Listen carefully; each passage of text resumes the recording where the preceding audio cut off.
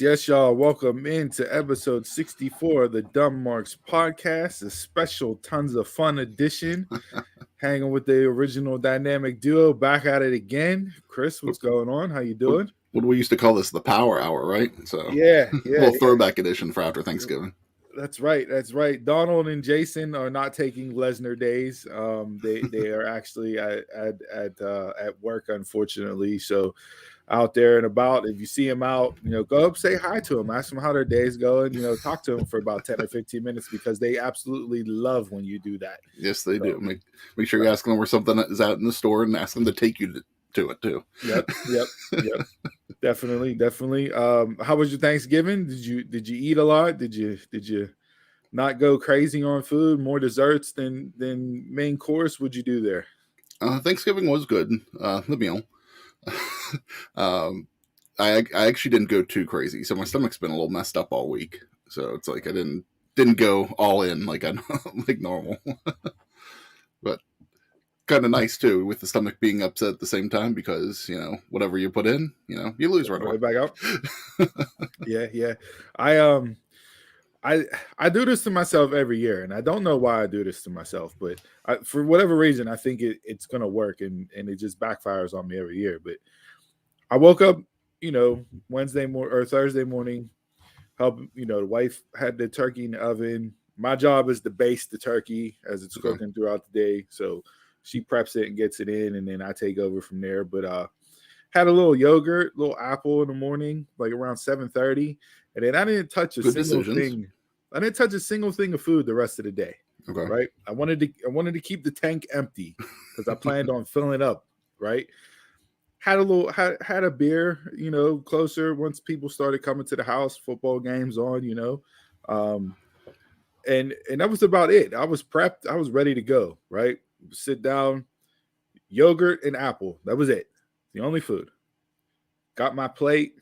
Nice size plate. Didn't overdo it. If it was a Dixie plate, it wouldn't have crumbled. Like there was more than enough on there, but enough to where you could go back for second trip. Yeah, exactly. And man, I ate that plate and it was like done. Like I was tapped out, full, could not do anything else, and it was like I felt defeated as a fellow chubby kid and fat kid. Like Thanksgiving is that day of the year, right? Yeah. You know what I mean? It's everything. But man, yeah, I tapped out early. I had a couple slices of pie later on in the evening. I had a slice of pumpkin pie, some chocolate pudding cream pie that my aunt makes. My uncle brought this pumpkin pie and then this caramel apple pie from this bakery out by where they live, and it was phenomenal. But yeah, that was it. Like Thursday was not a food day. Now, yesterday, I redeemed myself a little bit. A lot of leftovers, huh? Went in with the Dukes up, went in, throw the haymakers there. Round 2 and 3 was yesterday. So yeah, it was good time though. Good time, family. Got out of work early on Wednesday, and my wife was cracking the whip on stuff, so I had to. I got all the Christmas stuff set up outside. Got the grass cut and everything. So it was good, enjoyable holiday weekend. Nice day off yesterday. Recharge the batteries. Get ready to get into the end of the year here. So overall, good day, good experience, good time. So what's your normal favorite thing at Thanksgiving? Do you have something that you need to have every year? No, there's nothing specifically. There's no special requests. The menu hasn't changed since my wife started cooking Thanksgiving. Okay. This year, my aunt came, so she brought the green bean casserole. That got added into the menu, but we're a straightforward turkey stuffing, mac and cheese, greens, mashed potatoes, sweet potatoes, corn, rolls, cranberry sauce, and that's consistent across the board every year. So yeah, nothing specific, but it was just playing Tetris in the fridge, trying to get all the leftovers in afterwards. Right. Every year I say I'm going to go buy a second fridge just because of Thanksgiving, but that would be a waste of money because the rest of the year it would just be empty. In Pittsburgh, it becomes the beer fridge. That's absolutely Yeah, true. so So there would not be nothing wrong with stacking it up with some good beer. But yeah, no, that was it. It was good time, enjoyable. Like I said, recharge the batteries yesterday, day off, get ready to hit the home stretch for the rest of the year. yeah, I hear you. So, all right. With that being said, got a shout out to give here at the beginning of the podcast. Shout out to at Kev Random. That's at Kev Random from the Randomness podcast. The podcast movement put up a question on Twitter. Tag a podcast that should be on more people's radar. And at Kev Dumb from the Randomness podcast tagged us in there at Dumb Marks, along with 3 others. So shout out to you. We appreciate you following along. Appreciate That's the love, awesome. getting the name out there. We salute you, sir. Thanks for tuning in, fellow Dumb Mark there. So yeah, shout out there. But other than that, what do you want to get into? You got anything TV wise, entertainment wise? It's the dynamic duo today. We can just go wherever we want. I got no snacks this week. I think we all had enough food, but got tons of entertainment stuff. I watched a lot of stuff the past few days. I don't know about you, but I watched Hawkeye yesterday, the first 2 episodes. Did you check that out yet? I caught that up on Thanksgiving night. I watched both episodes after everybody had left and the kids went to bed, and that I was downstairs in the man cave with Hawkeye on. Watched both enpisodes. First impression? I enjoyed it. So I'm not as familiar with the Hawkeye comic and the story, so this is all brand new information for me as far as a viewer. Okay. So this whole storyline, and with the tracksuit mafia and everything else, it's all brand new, but I enjoyed it. I guess I'm on the fence on whether or not 6 episodes is going to be long enough or short. For me, for Hawkeye, I think that's plenty. Okay. So because they were each almost an hour, the first 2 episodes. So I don't know if that's going to be continuation. All 6 will be an hour. Some of them will get short because each show has kind of, fluctuated on time each week. Right. If they become shorter, I'd be happy with that because I felt like for this story, just an hour episode for each week was a little too long. But at the same time, I thought, well, it's only 6 episodes. So yeah, but I thought they did a good job of introducing characters, laying the groundwork. The backstory. What Hawkeye's been up to, where he's been at. Yeah. What's going on with him. Introducing Kate Bishop, you getting background on her, seeing how her story evolved and how she tied into it and why she is the way she is. So all that was good. And like I said, I'm not familiar with these characters. So for me, I'm going to use this show as a base for me to go back in and read all that stuff afterwards. Yeah. I mean, I didn't read Marvel growing up, so I don't know anything like Hawkeye's backstory. All I know of Hawkeye is from the MCU. So yeah, I agree. It does tie everything in, especially the story that they're telling right now. It gives you an idea of kind of like what happened in between Infinity War and Endgame.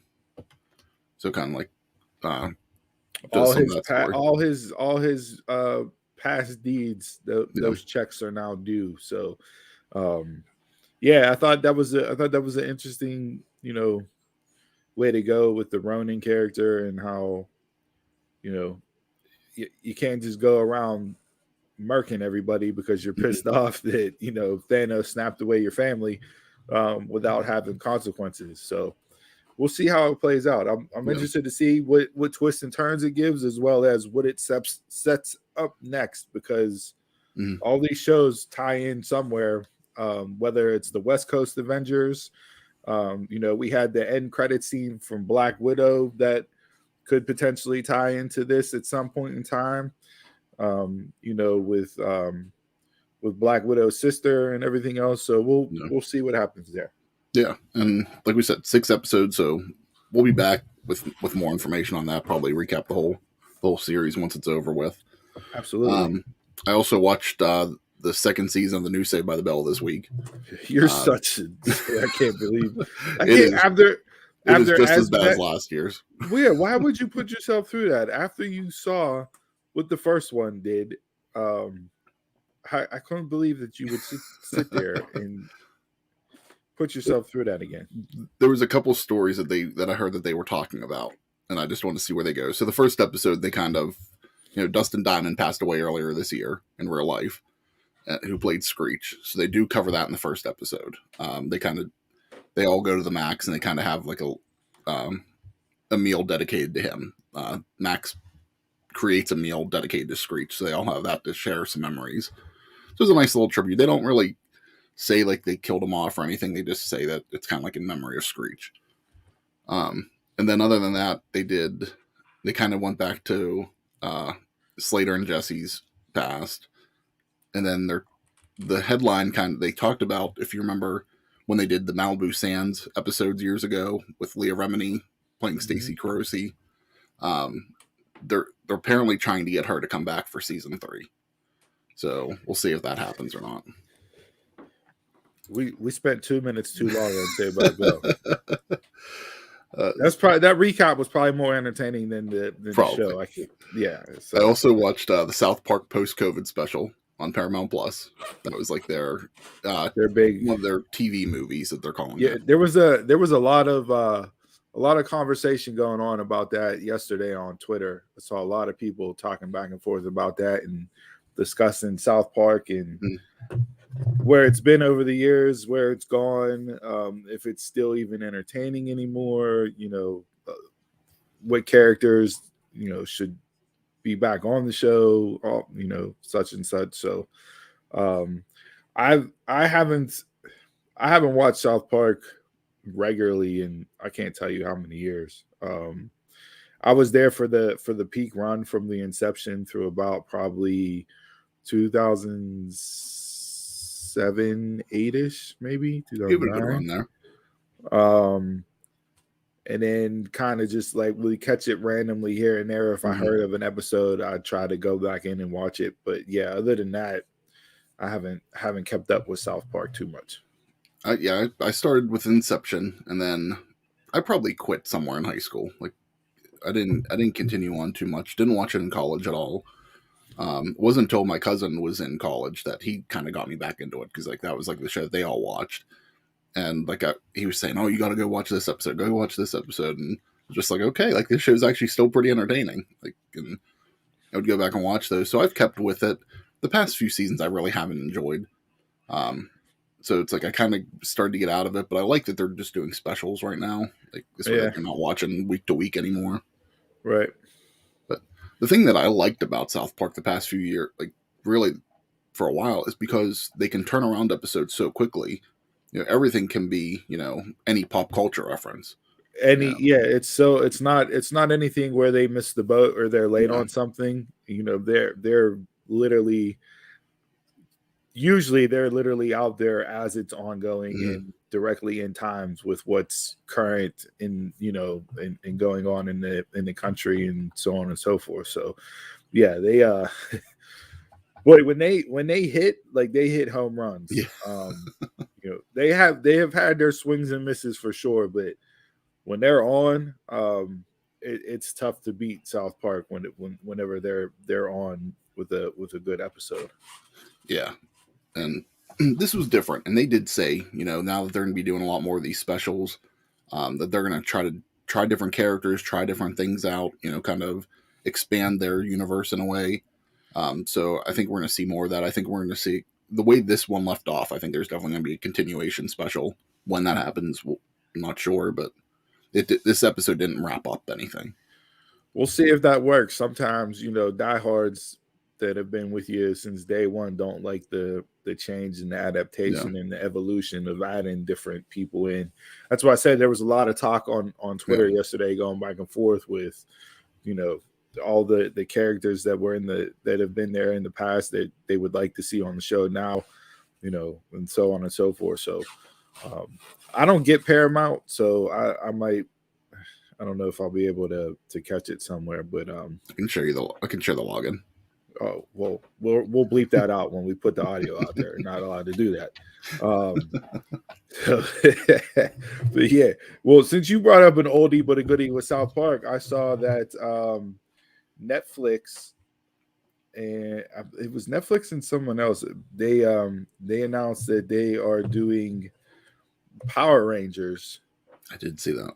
series and movies that will kind of tie into the original Power Rangers. Um, and you go back to whenever I was younger, and that like Power Rangers was one of those like can't miss shows back Absolutely. in the day. Get home from school and turn that on. It was it was there. You know what I mean? Like so I'm interested to see the last Power Rangers movie. I took my son to see it whenever it came out. I didn't mind it. I thought it was better than the other Power Rangers movie that they did, but Yeah. this is supposed to be like a darker, more realistic take on Power Rangers. So if it's anything like the comics, the comics are fantastic. So if it's anything like that, we'll be in for a really good show. I hope If so. they kind of go back to like the kitty stuff originally, not so much, but they stick with the storylines and that what they've done in the comics, it'll be very entertaining. The last movie, I didn't mind, the actual characters that played the Power Rangers. I just didn't like little things that they did, like their take on like Rita and Goldar. It just didn't work for me, especially when I know you're doing it more to get the kids money, but the parents are the one taking the kids because the parents are the ones that watch this. Well, yeah, it's that whole nostalgia thing. We talked about Yeah, that before with like the baseball card collection boom coming up again. Like, yeah, you know, we're all parents now. And that's what we did growing up was collect and trade cards. So like that's what's in it and everything else, and we're getting our kids involved in it because it's stuff that we like. It's no hmm, different than with forms of television with that. So, yeah. yeah. So I was excited for that to see. You know, Netflix has a decent reputation for getting stuff right. Um, I like what they did with their Punisher series and a couple other their Netflix originals when it came to the superhero realm. So I'll be in on it and I'll tune in and check it out for sure. Yeah, the only complaint I have with Netflix whenever they create stuff is that if sometimes they don't give it a long enough chance. It's like usually if it doesn't break like the top 10 in like the first couple of weeks, they usually pull the plug on it pretty quickly now, and which was the whole complaint of TV shows back in the day. They pulled the plug too quickly, but then Netflix kind of gave them a new life with streaming. Well, Uh, you saw that with like with Lucifer. I mean, yeah, Lucifer was on Fox for what 3 episodes, 3 seasons, I think, and then they cut it and Netflix picked it up and revived it, and they hmm, did huge numbers on Netflix for it because it was a really good show. So yeah, they definitely. It's weird what you see they cancel right away and not give time to another yeah, and then there's other series on there that have been going on for 5, 6, 7 seasons. It's like, why is this still on? yeah. Like, you know, you should have cut this after season 4. Yeah, because they if as long as it does something within the first couple weeks, it's cool. But like, okay, sometimes people don't have the time. That's the point of streaming. You watch it on your Right, own time.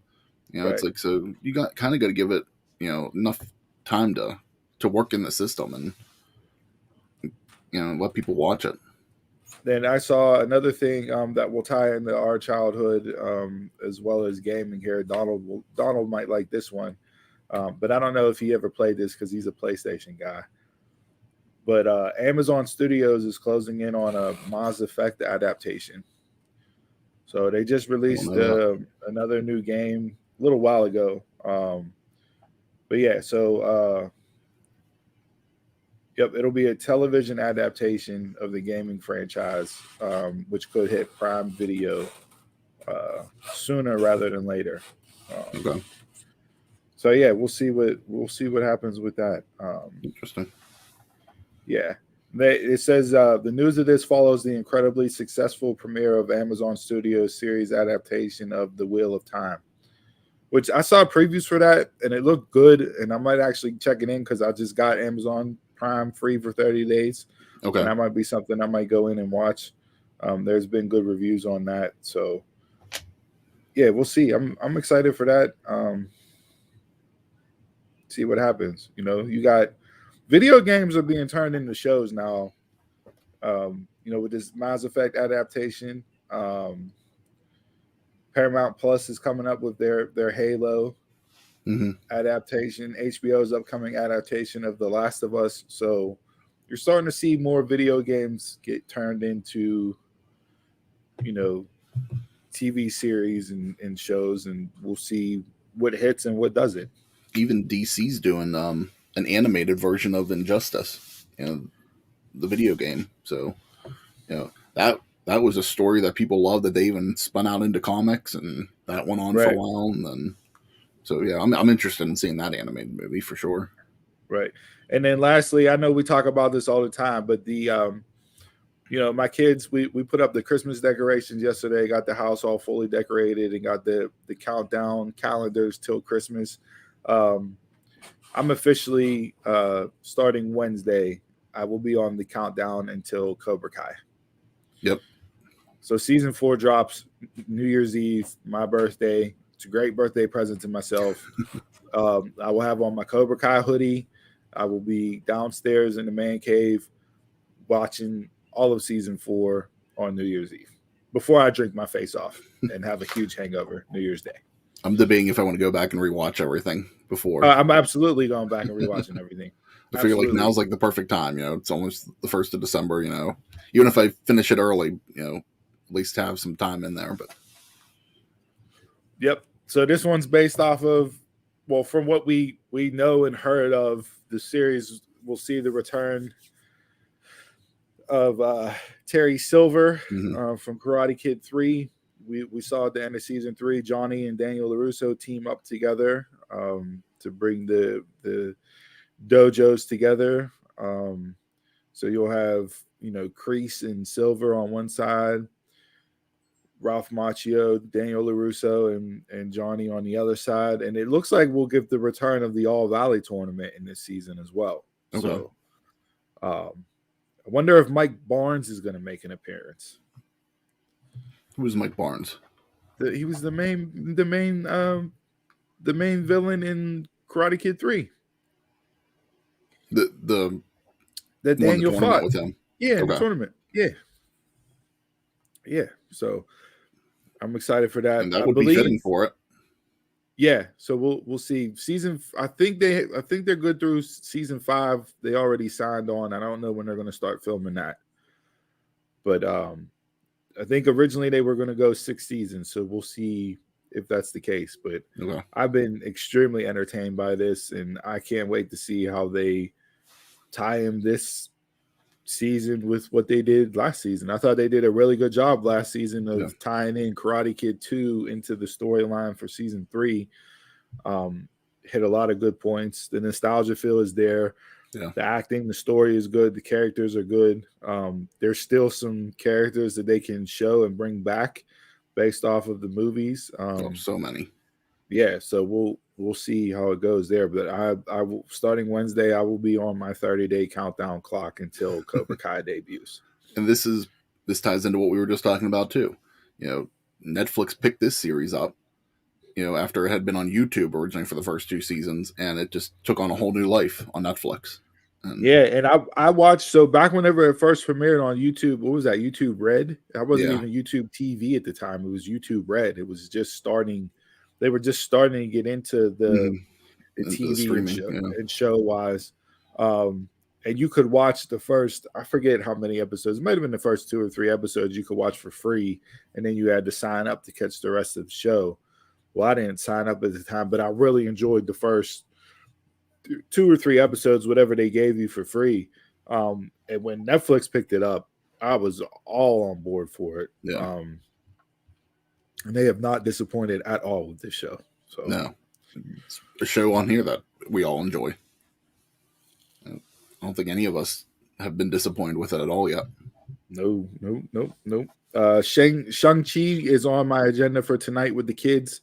Okay. That's what we'll be watching tonight. We were going to do it last night, but Frosty and Frosty Returns came on. So after we got done decorating the tree and all that, sat down and watched that with the kids. So that'll be on the agenda for tonight. So the basement still isn't finished. So once that's done, that's whenever I'm planning on sitting down and really enjoying Shang-Chi and Red Notice. Those are like the two at the top of my list right now to watch. Yeah. But I don't want to watch it like on a smaller my smaller TV in my room or watch it on my computer screens. It's like I'd rather get the full effect with it. No, absolutely. Yeah, no, I'll be turning the surround sound on. I'll have all the Christmas lights on. We'll have some popcorn and kick up the feet and watch that later on tonight. So, all right, you got anything else for the intro here? No, I'm good. Nope. All right, well, let's get into bell to bell.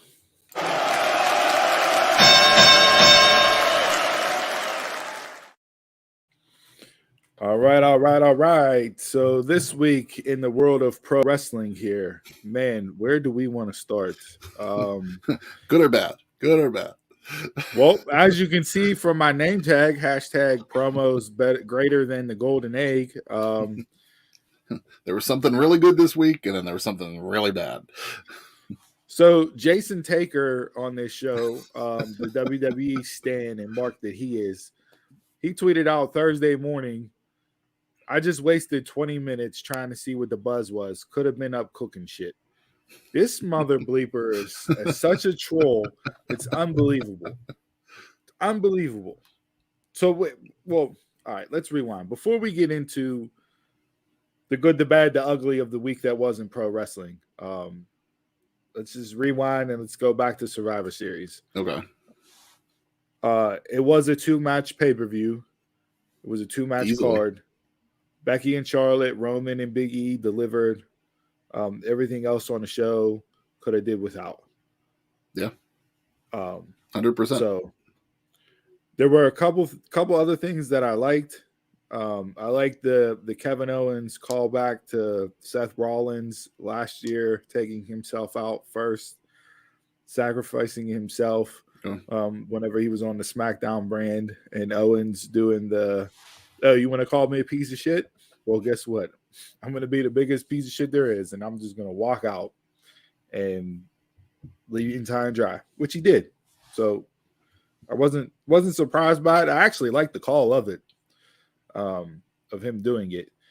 I didn't mind it in that situation. I felt like it fits his character and what he's been trying to do lately. Okay. So that was good. I like that. Which we'll see what they still do with him, because rumors his contract's up soon. So, right.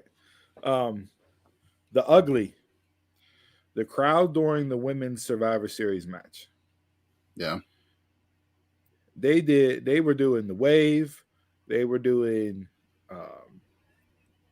chanting CM Punk. There was like, the match itself was not a good match. It was clunky. It was off. It just didn't work for whatever reason. They gave the Bianca Belair the Drew McIntyre spot, which we talked about on a prediction show, where she was the sole survivor of Team Raw. So the crowd there, the women don't deserve that. Like, if Vince are going to shit on the product, but don't, you know what I mean? Like, don't take over the spot from them out there trying to work and do a good match with chanting CM Punk and doing the wave and everything else. It's just, to me, it makes zero sense. Like, if anything, take your bathroom break. Go grab a beer. If you're not enjoying the match, it's like that speaks more volumes. Absolutely. If you're walking away from something more than doing that, then hijacking the match to make it all about yourselves. Yeah. With that being said, and as bad as the match was as far as work rate wise and everything else, the count out of Sasha Banks was the most illogical thing I think I've ever seen in pro wrestling in the last, I can't tell you how many years. What does every wrestler do to break the count when they're on the outside? Just roll into the ring. Just roll under the ring. Ref stops the count out. And roll back out, right? She did that 3 times, and the ref still kept counting. And then counted to 10 when half of Sasha's body was under the rope in the ring. Counted to 10 and rang the bell and said, Sasha Banks has been eliminated due to a count out. Jason's tuning in. So I don't know what he means by that, but I guess whenever they fought, and that kind of shut the crowd up. Oh, with them coming back in the ring and standing face to face and got the crowd back into it. Yeah, I get what he's saying there, but at the same time, like that, you shouldn't have to. That shouldn't be this like you shouldn't need that spot to be that for that match is what I'm trying to say. Like that spot should have only enhanced the match because you're getting that face to face off with them since WrestleMania, right? Mm-hmm. So like that they shouldn't have used like it came off more as look, Sasha and Bianca are in the ring, so let's pay attention again. And you've done that face off a few times since class. WrestleMania too. So it's like you've already had that. So unless I guess they're trying to build it up again for another match, but I don't know. It was almost like when back in the day when you had a substitute teacher and the class was just acting a fool, and then the principal walked in and everybody like shut up and looked at the front of the room. Mm-hmm. Like that's what it was there. Like the fans were acting a fool, doing their CM Punk chants and everything else and all that. And then it was like as soon as Sasha and the count out was insane, dude. Like I can't believe that they actually went with that to make it a legitimate elimination from the match. She's halfway in the ring, being dragged out by two people, and you counted her out. Like it wasn't like a hand on the apron and you hit the 10. No, she's halfway in the ring after she had already came back in the ring twice to break the count and got dragged out once by once by Shotzi, once by Shayna. And I'm sure the referee was told to do that, but it doesn't make sense. It makes we always talk about this, and we talk about it a lot on AEW more, how sometimes the refs look stupid by how they control things and completely incompetent. No. That you just go ahead and you keep doing it because you know that's the result of the sequence. Mm. Like sometimes you have to use your judgment and pull an audible and say, all right, I can't continue my count here, even though she's supposed to be counted out to be eliminated. Like, let me wait until they pull her out and count. Like you can't do that. It makes zero sense. No. Zero logic at all. Like, so yeah, that was the ugly. The other ugly from the pay-per-view was the freaking Pizza Hut sponsored Battle Royale. And rumor and innuendo is moving forward, you should be seeing more sponsorship matches throughout WWE pay-per-views. Let me ask you a question. What's the reason WWE's been given for all these releases? Budget cuts. What are they bringing in? What are you bringing in with sponsorship matches? Revenue. You're completely slapping your entire fan base in the face by trying to say, oh, it's budget cuts while we're releasing all this talent, but yet we're going to have all this money come in and do a sponsored battle royale or sponsored main event. And Stephanie McMahon and Nick Khan, they did like a meeting before Survivor Series with marketing partners, and they basically said you're going to be seeing a lot more of this, like you alluded to. Yeah, I don't need this. They did that. They did the zombie thing. I forget what the movie was on Netflix that they did with that a few months ago. Survivor Series the whole thing was pretty much with Red Notice, and then you got the Pizza Hut sponsorship. Their whole thing was, hey, you can't sit there. Or they did the water at SummerSlam too, and they said, hey, you can't have, in the middle of a football game or a baseball game or a hockey game, you can't have a player just come out and hold some product for sponsorship, but you can do that in the WWE. It's just like, why can you do that in WWE? Like, I know, like they used to, like sometimes they would do, every event's sponsored by somebody, right? Like back in the day, it was it was Snickers, and you had, before the event came up, you had a little commercial or promo or whatever, and there may have been a spot backstage in an interview segment with somebody bitching and moaning, and they got handed a Snickers, and it's like, here, eat this, and okay, cool.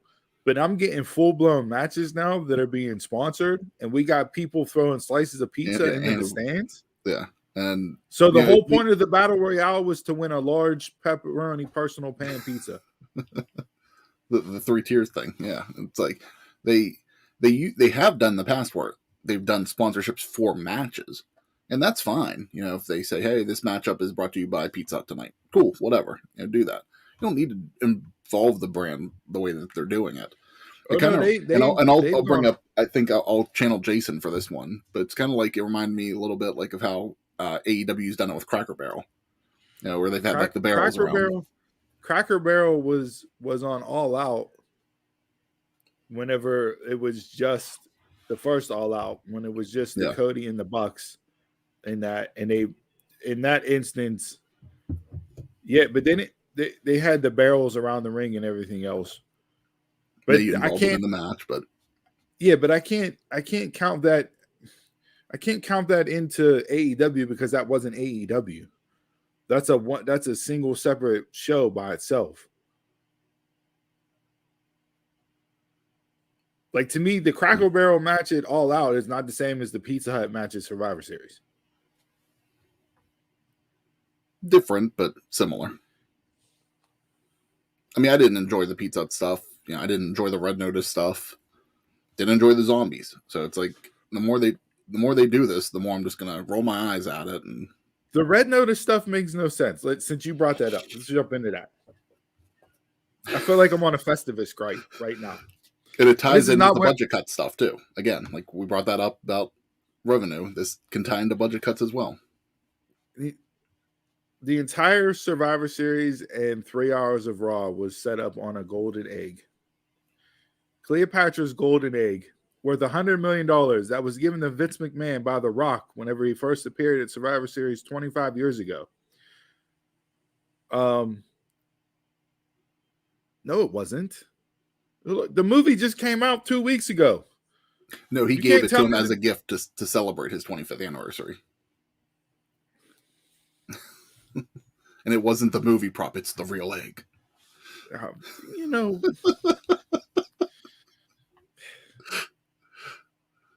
Come on, dude. Are we serious with this? This is how Vince shows up on TV. Yeah.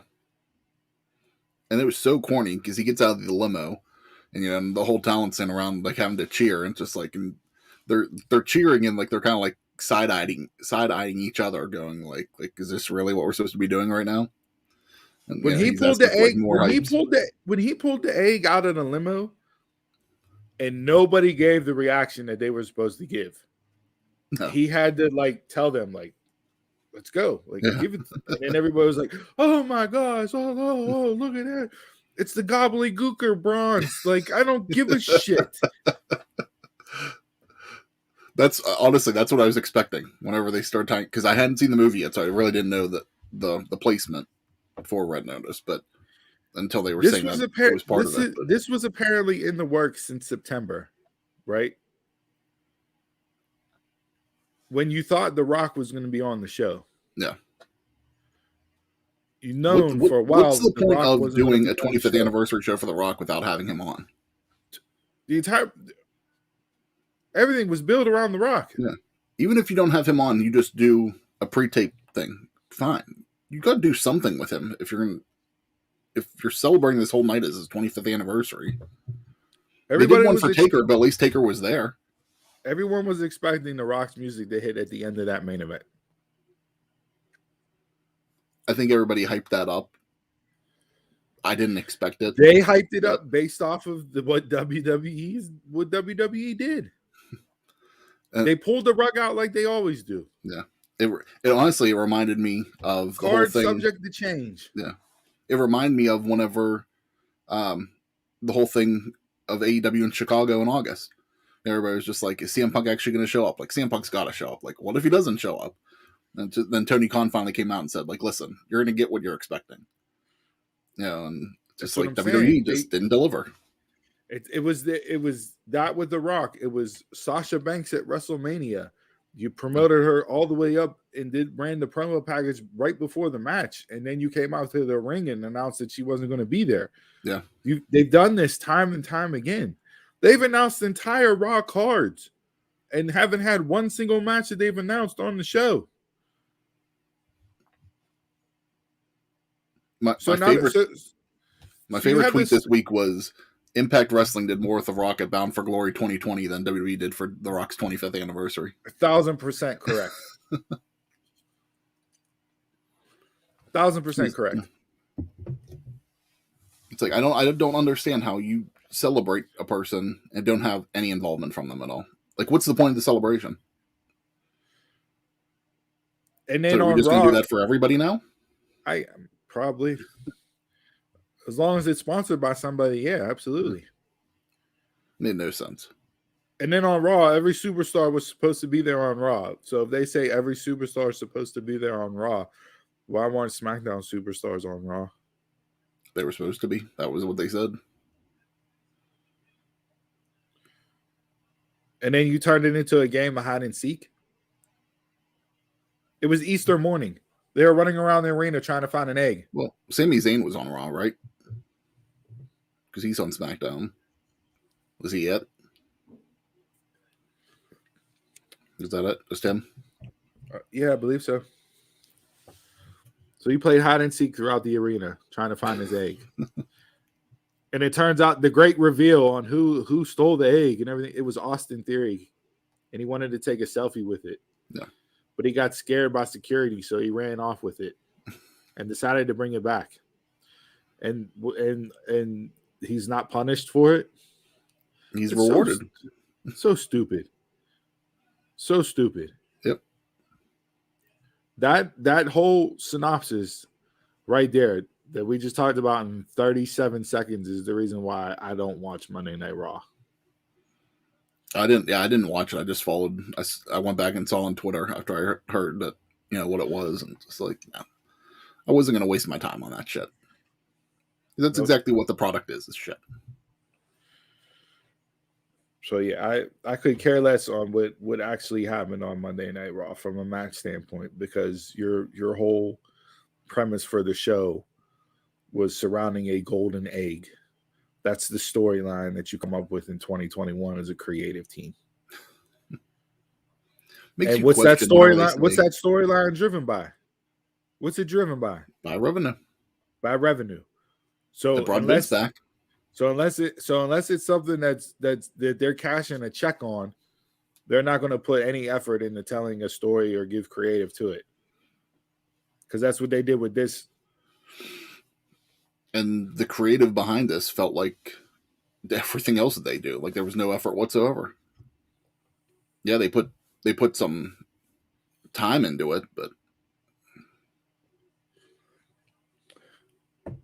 so that was I don't watch it. SmackDown last night. I didn't see any of SmackDown. SmackDown, I like the idea of having the Battle Royale to I saw who won, but that was Roman's contender. You added stakes to a match, which is always a good thing. They hit you with a swerve. Initially I would have thought Sheamus was going to be the one to win it. Then you had Jeff Hardy look like he won it. He's in North Carolina, and what does WWE do whenever talent are in their home city or in their home state? Make them lose. Do not do anything. Yeah. So Sami Zayn slides in under the ring because he never got eliminated and dumps Hardy over, and Sami Zayn's the winner. And what happens with Sami Zayn when Kayla goes to announce, talk to him afterwards? Breaking news, Brock Lesnar's suspension has been lifted. He'll be at SmackDown next week. Which they had already announced. What was the purpose of him buying the ticket? Yeah. He announced that he was going to buy a ticket to be at the show. So what was the point in all this? So again, there's no continuity with your storytelling. Yeah. What's the reason why the suspension was lifted? I guess that was to get you into it to sell tickets that Brock Lesnar is going to be there. And then now it's to get you to tune in because now he's going to be involved. We still don't know the reason why the suspension was lifted. Or who did it, because Adam Pearce was out there and was completely surprised by it. So it must have been McMahon. And who else would it have been?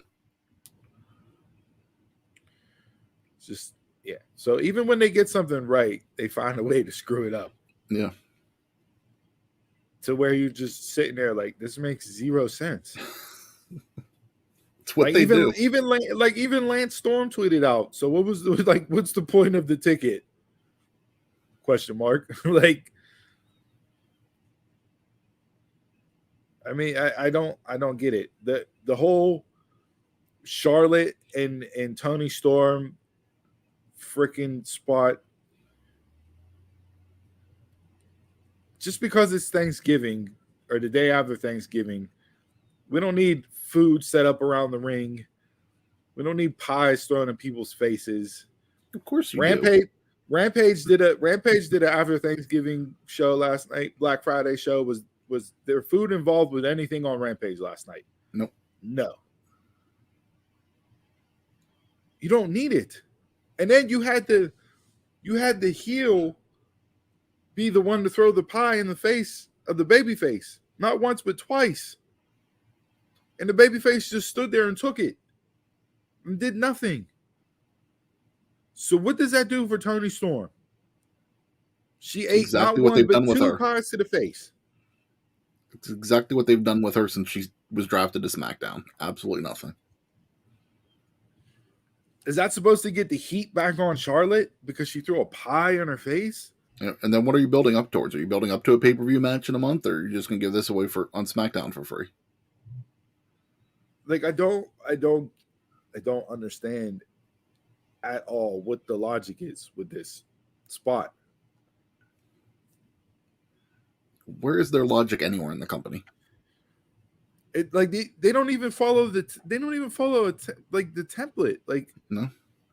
If you're going to give me cheesy booking 101, then do it the right way. Yeah, it used to be the baby face did that to the heel, and then the heel would retreat. They would be cowardly, and they would retreat off. Well, I know what we'll do. Reversed. Big swerve. We're going to have the heel pie the baby face. Oh, it'll be such good shit, brother. It's like, I don't know if it's just all merch related on this stuff, just because, heels are selling merch now more than faces, but it's like they flipped the script completely on it. It's just like it doesn't make sense on a lot of things. Because you sent out something the other day about heels and faces, that you need a good face needs the heel to build up on, to make money. You have to have the opposite. Bully Ray talks about it all the time on Busted Open. Luke Skywalker needed Darth Vader. Yeah. Otherwise, Luke Skywalker is just some whiny little bitch from wherever he's from, is what Bully Ray always says. Yeah. You need the heel. It's tried and true. It's as old as pro wrestling is. Hell, it's as old as sports is. What's the narratives? Whatever. We have heels and baby faces in sports. Absolutely. The hometown team versus the away team, and it's just good guys versus bad guys in a way. Steelers, Ravens. The Ravens are the heel to every Steelers fan. Yep. Cleveland. It's like, doesn't matter.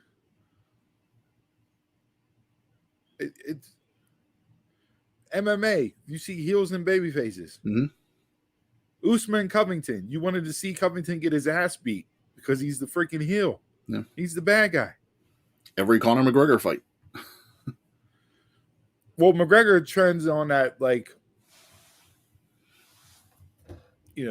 stone cold. Yeah, but I think enough people just get tired of the mouth and they just want to see him get shut up too at the same time. That's 100% correct too. But you need that. And without that, you don't have anything. Look on Raw, and this is what's, you have Becky and Liv, right? Quote unquote heel babyface. Mm-hmm.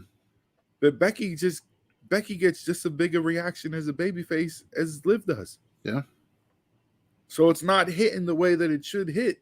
No, not at all. Because they're forcing Becky into this heel role and she's not at the heel. No, not at all. And you have her come back at SummerSlam, huge reaction for her to come back, and then next week she's trying to act like a heel. It's like, it doesn't work.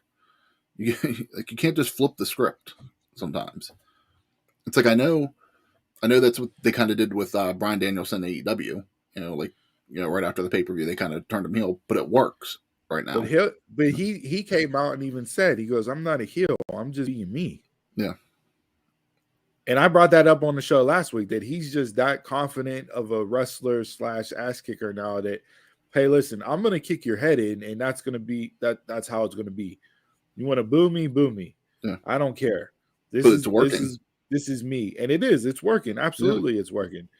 But Becky as a heel isn't. Here's the difference. In AEW, you have Hangman, who is a true babyface. Mm-hmm. Right?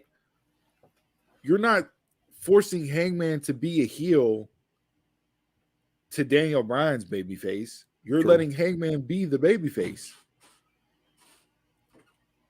So it works with Bryan doing what he's doing because the people are that much behind Hangman as the babyface. Yeah. So you can have Danielson get booed. And he's good to the point. He's so good to the point where, yeah, go ahead and boo me. You're fickle. He brought the F word back up on Wednesday night. You're fickle. It's tremendous. And I'm loving this because it's like, it makes you want to hate him more because now he's acting like his WWE persona. So like that's what they're really trying to make him be, is WWE Bryan. Which is great. Yeah. And it's like, it's a great way to get an AEW audience to hate you. Absolutely. It's smart booking. Yeah. It's the same thing that WCW did with Nash and Hall. Not the exact same, but just how they got them over. You have to have it. Yeah. You gotta have heel, you gotta have face. Occasionally you can have, face versus face, in those certain scenarios and matchups, but one has to work. I mean, let's go back, and this was just on the documentary after Survivor Series went off, but Rock Hogan at 18, Hogan was the heel going into that match. Rock was the babyface. Yeah. That crowd in that arena that night, they wanted Hogan. Yep. They wanted Hogan to be the babyface. So what did they do? They switched it up. Mm-hmm. Rock was the heel in the match. He worked heel. Everything he did was heel. Because the crowd wanted Hogan to be the face that night. And when you have two pros like that in the ring that can call that as an audible, that's when magic happens. Right. And that may be an extreme one-off instance because you don't want the crowd to dictate every single match. No. Heel versus face. But in that situation, you didn't force the square peg into a round hole. You gave them what they wanted. And in that situation, it was what was called for. But that led into the whole Hollywood Rock heel gimmick. Yeah. Which was some of his best work that he did. Led to the red and yellow return. That took a whole other... So you got everything right in that situation, just based off of two pros going out there, understanding the situation and giving people what they wanted. And they both took it and ran with it and did in different directions that worked. No. But now you can't get that because you're constantly forcing stuff. I mean, this goes back to even Roman before Roman turned heel. You were forcing the baby face, and nobody wanted it. Yeah. So sometimes you got to change up your plans. Yeah, I agree. And it's worked. So, I mean, that's what it was main roster wise. I can care less about main roster right now. Like I said, I think I'm gonna scale my main roster viewing back a little bit and get ready for Rumble season. Yeah. This day one pay-per-view, I don't know what we're gonna get out of that on New Year's Day. Maybe you get Charlotte and Tony there.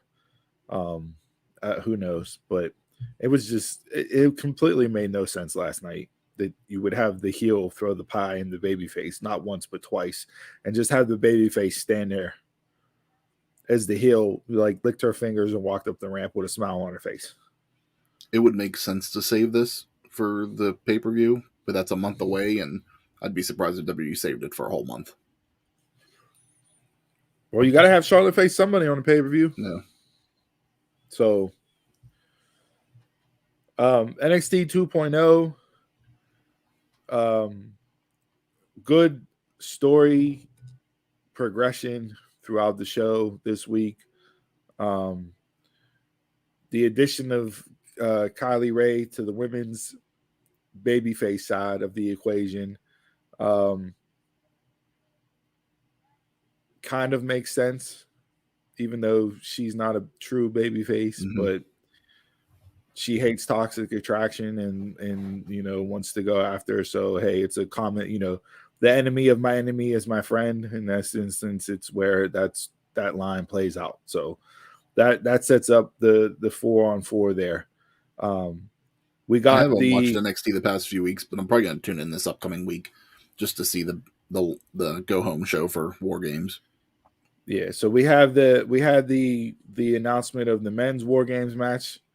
Again, it's what we said on the podcast last week or last 2 weeks, even 3 weeks when they announced War Games. It's old school versus new school. The only thing that I didn't get was, well, I mean, I guess because Loomis's hand got broken storyline wise, they inserted LA Knight into it. Yeah, he's more new school, but yeah, I don't really sorta associate him with the old guard. Yeah. But you have Carmelo, Tony D'Angelo, Braun Breaker, and Grayson Waller from the new school side. Old school, you have LA Knight, Pete Dunne, Gargano, and Ciampa. So nice little DIY reunion type moment in the ring this week. Johnny was getting beat up. Numbers advantage. Ciampa comes out, picks Johnny up, and they look at each other. Crowd gets the DIY chant. Then Braun Breaker's music hits. He comes walking out and announces it in a microphone, War Games. And all four new school guys slide in the ring, and they have a big brawl to end the show.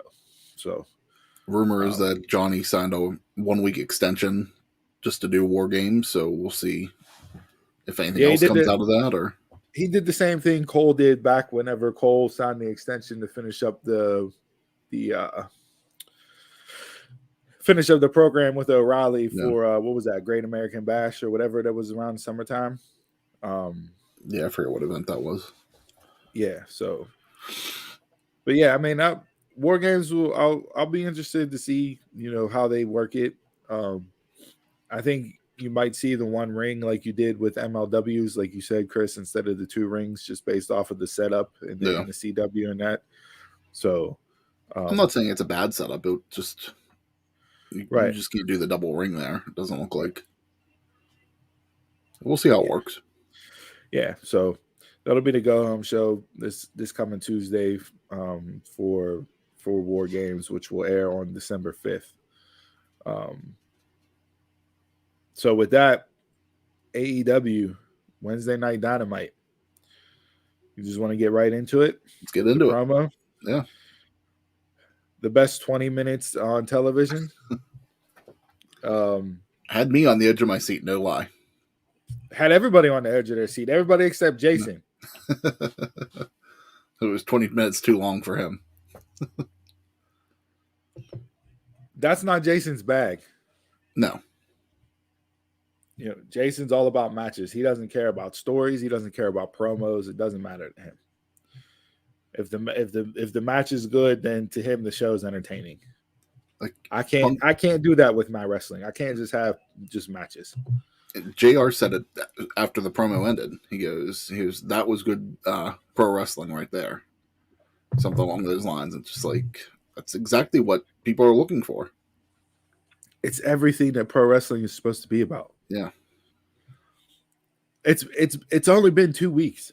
The first week, there was not a single word said, and everybody was on their seats talking about it. Yeah. Not a single word. And everybody was talking about it. This week, they come out and they go 22 minutes to open a show. AEW never opens a show like that. Yeah. It's not what they do. It's rare. No. Super rare. I mean, you got the tease that Punk was coming out for his match, and then MJF swerved you, and, you know. Right. And right before MJF's music hit, I tweeted out, wouldn't it be great if MJF interrupted Punk like Punk did last week? And as soon as I tweeted it out, MJF's music hit. And they got out there, and man, I was trying to keep score. It was like a rap battle. They were going back and forth. I tweeted out the old 8 Mile gif with B Rabbit and that on the stage there at the end. So like you don't get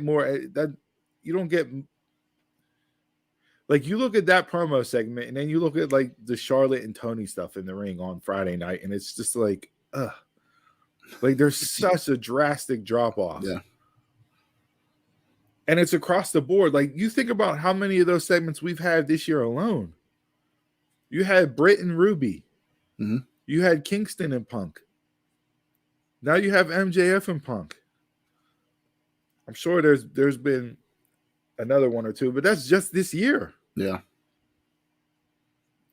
Like, so now you're getting guys that can talk, more guys that can talk, and this could possibly lead to more of this, hopefully, down the road. And these guys, hopefully, if they teach the younger kids how to talk, will lead to a better future with it. This was the feud that, when I saw CM Punk come in the door and the happy-go-lucky, let's give laps around, high-fiving fans. I just love to be here. I'm thankful to be back in pro wrestling.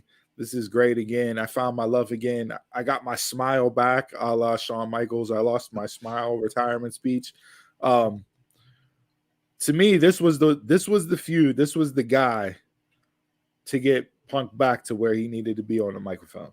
Yeah. You saw it a little bit with Kingston, and that was more personal animosity and bitterness and rivalry built up over the course of 15 years with the backstory, with them going back to Punk making fun of Kingston during Shakara and everything else. This was the one where I said, okay, if Punk is truly going to be back, he's going to have to go toe-to-toe on a stake with MJF. And I felt that they both held up. And Punk said it himself, oh, I got the time today. Yeah. When he said that, I immediately heard Kevin Hart, oh, you're going to learn today. You're going to learn how this is done. And it was just tremendous by both men.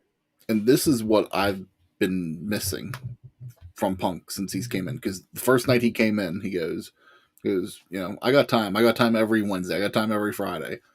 And it's just like, and then he hasn't really done a whole lot of talking. Like, he's done talking, but he hasn't done story time, I guess, in a way. And this is exactly what that was. And this is what we've needed from him. He did it with Eddie Kingston. I'm not pushing that off, because that was good for what it was, too. And that, like you said, that feud was personal. MJF made this one personal now. So it's 2 good feuds for him back to back, instead of giving him at Kingston then a blow off. And they gave you so much history with the old. You had posters on my wall. We saw the picture of the autograph signing that went viral after last week's interruption by Punk.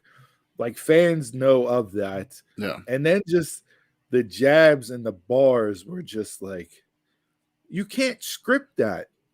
That's the difference between AEW and WWE. You can't have writers write that down, talent memorize it, and then go out and deliver it, and it comes across the same way on your screen. Yeah. These were 2 guys in there off the cuff, giving a promo back and forth, taking what was being said and flipping around on the other guy by adding in something else. And it was just masterfully done. I remember I looked at my watch. It was probably like 5 minutes into it. I was like, wow, they're going to keep going with this right now. And it's like, and just like that segment was something that I would never expect from AEW. I would have been happy if it was the 2-hour show. Like, I didn't want it to end. 2 hours, yeah. It ended and it was 8:22, and I'm like, fuck, it's over. I didn't look at my watch and go, oh, it's 8:17. Wrap this shit up. Like, come on already. I looked at my watch, but going like, I can't believe they're giving it this much time. That was,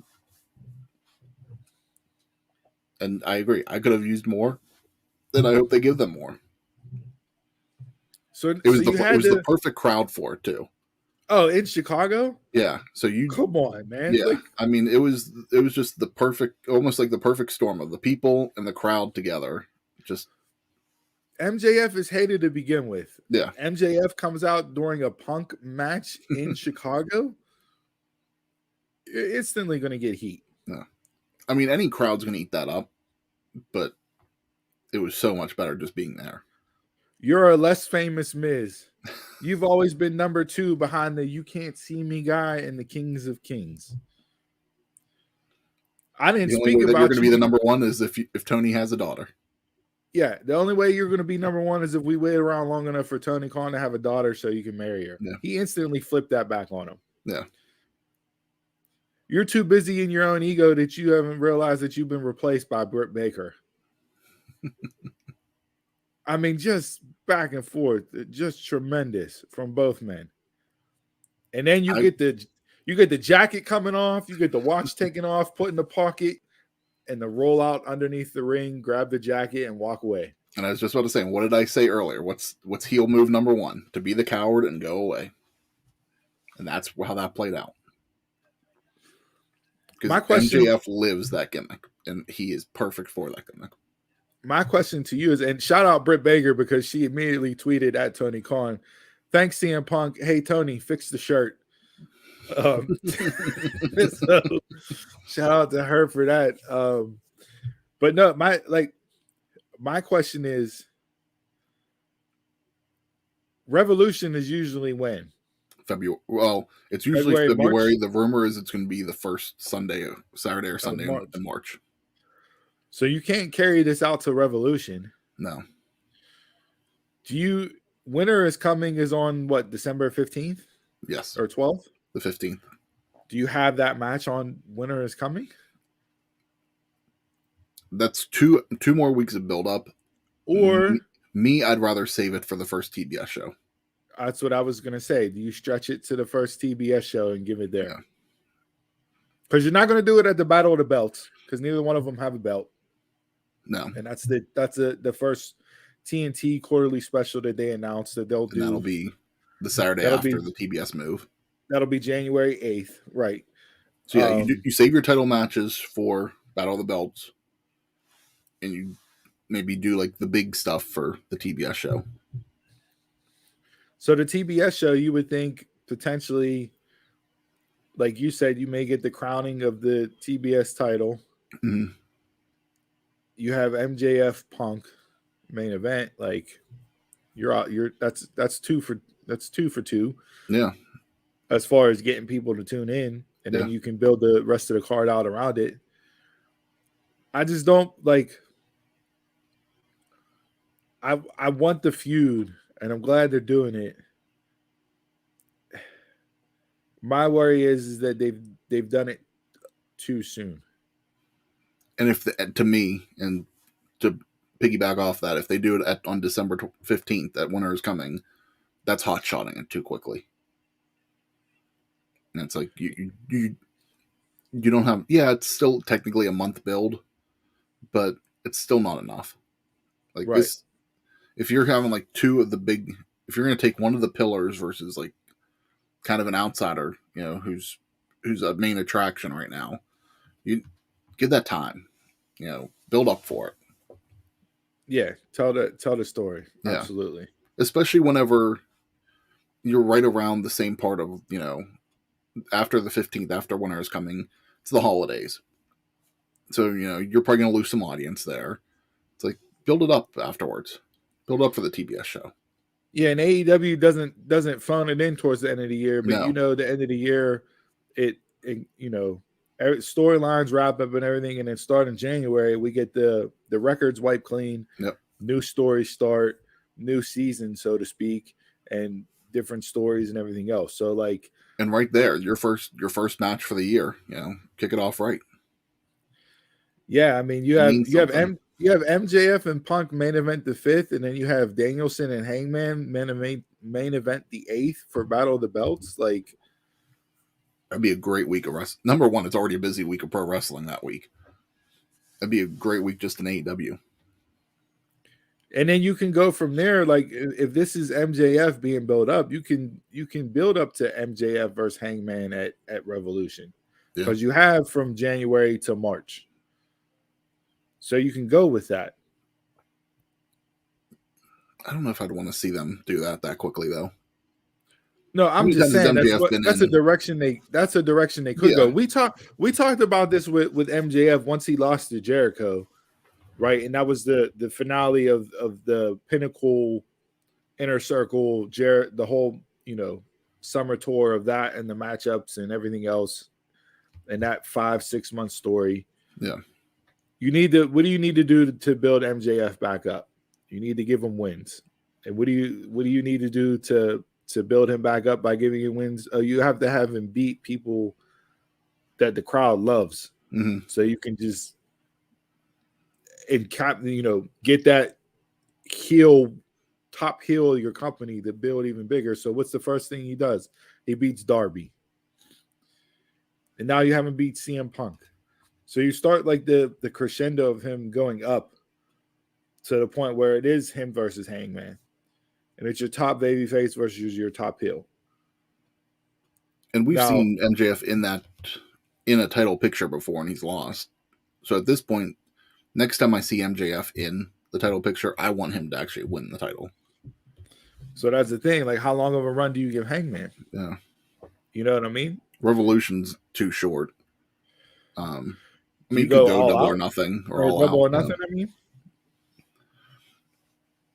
you can go double or nothing, but because not every title, and that's the thing right now. It's like, yeah, long reigns do help make a reign, help make the champion a little bit, but not every person needs to have a year-long reign with the title. Yeah. So I wouldn't mind seeing a little bit shorter run, seeing it as we just came off Kenny Omega.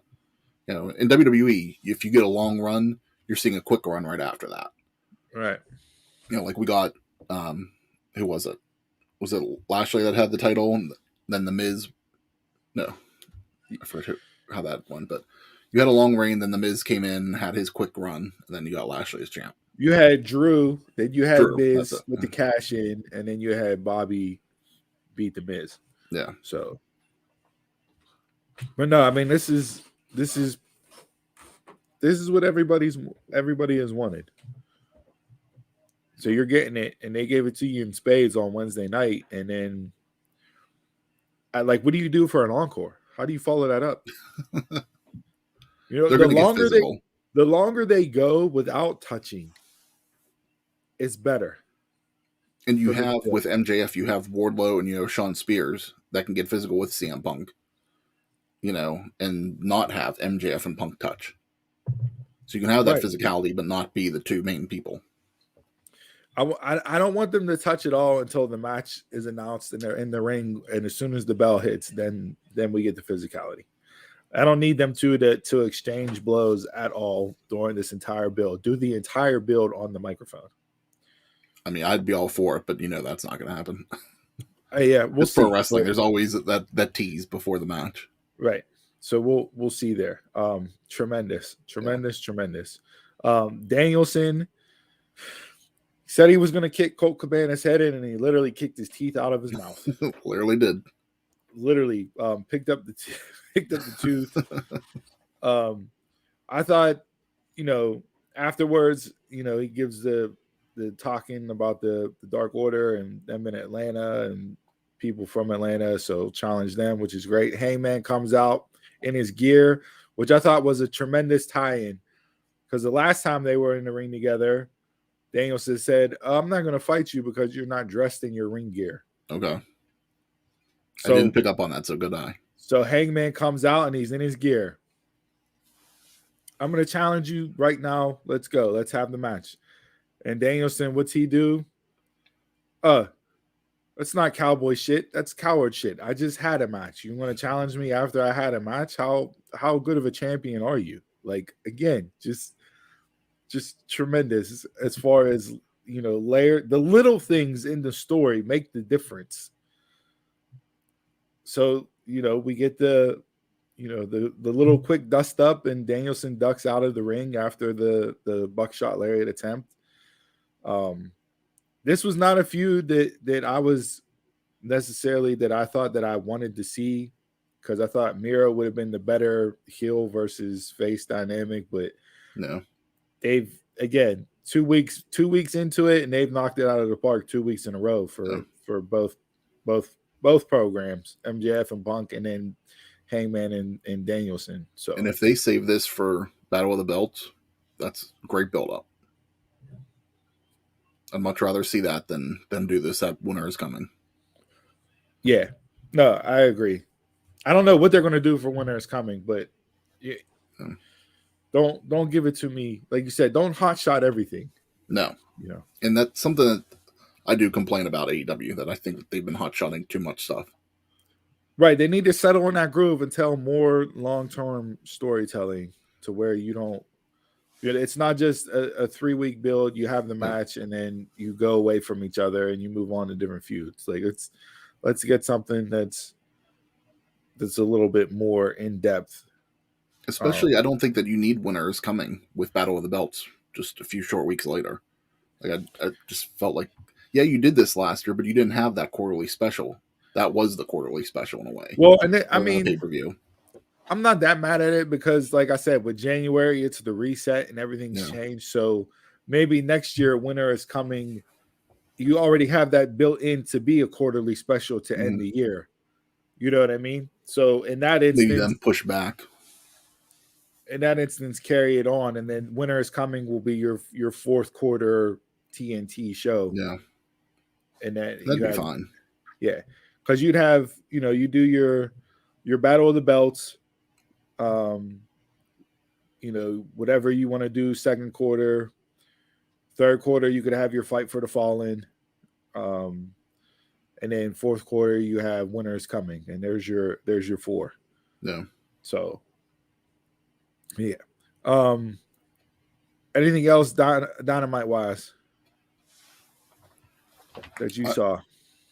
Nothing that we really need to go into detail. I just thought overall Dynamite was a good show Wednesday night. Yeah, start to finish, it was a good show. I thought it was an extremely fast-paced 2 hours. As far as, like, I looked up and it was 9:40, and I'm like, damn, we're already 20 minutes away from the end of the show. Yeah. I watched Rampage last night, and it went quick, but it's also, Rampage was a show last night where I watched, and it's like, if I missed this, I really didn't miss much. Yeah, before we touch on Rampage, what'd you think of the whole throwing of the weight belt back from the crowd? I didn't see who he gave it to. Okay. And Cody's usually anybody. He didn't give it to anybody? No, he was in the ring, took it out, and threw it into the crowd from the ring. Okay. So it went however many rows back.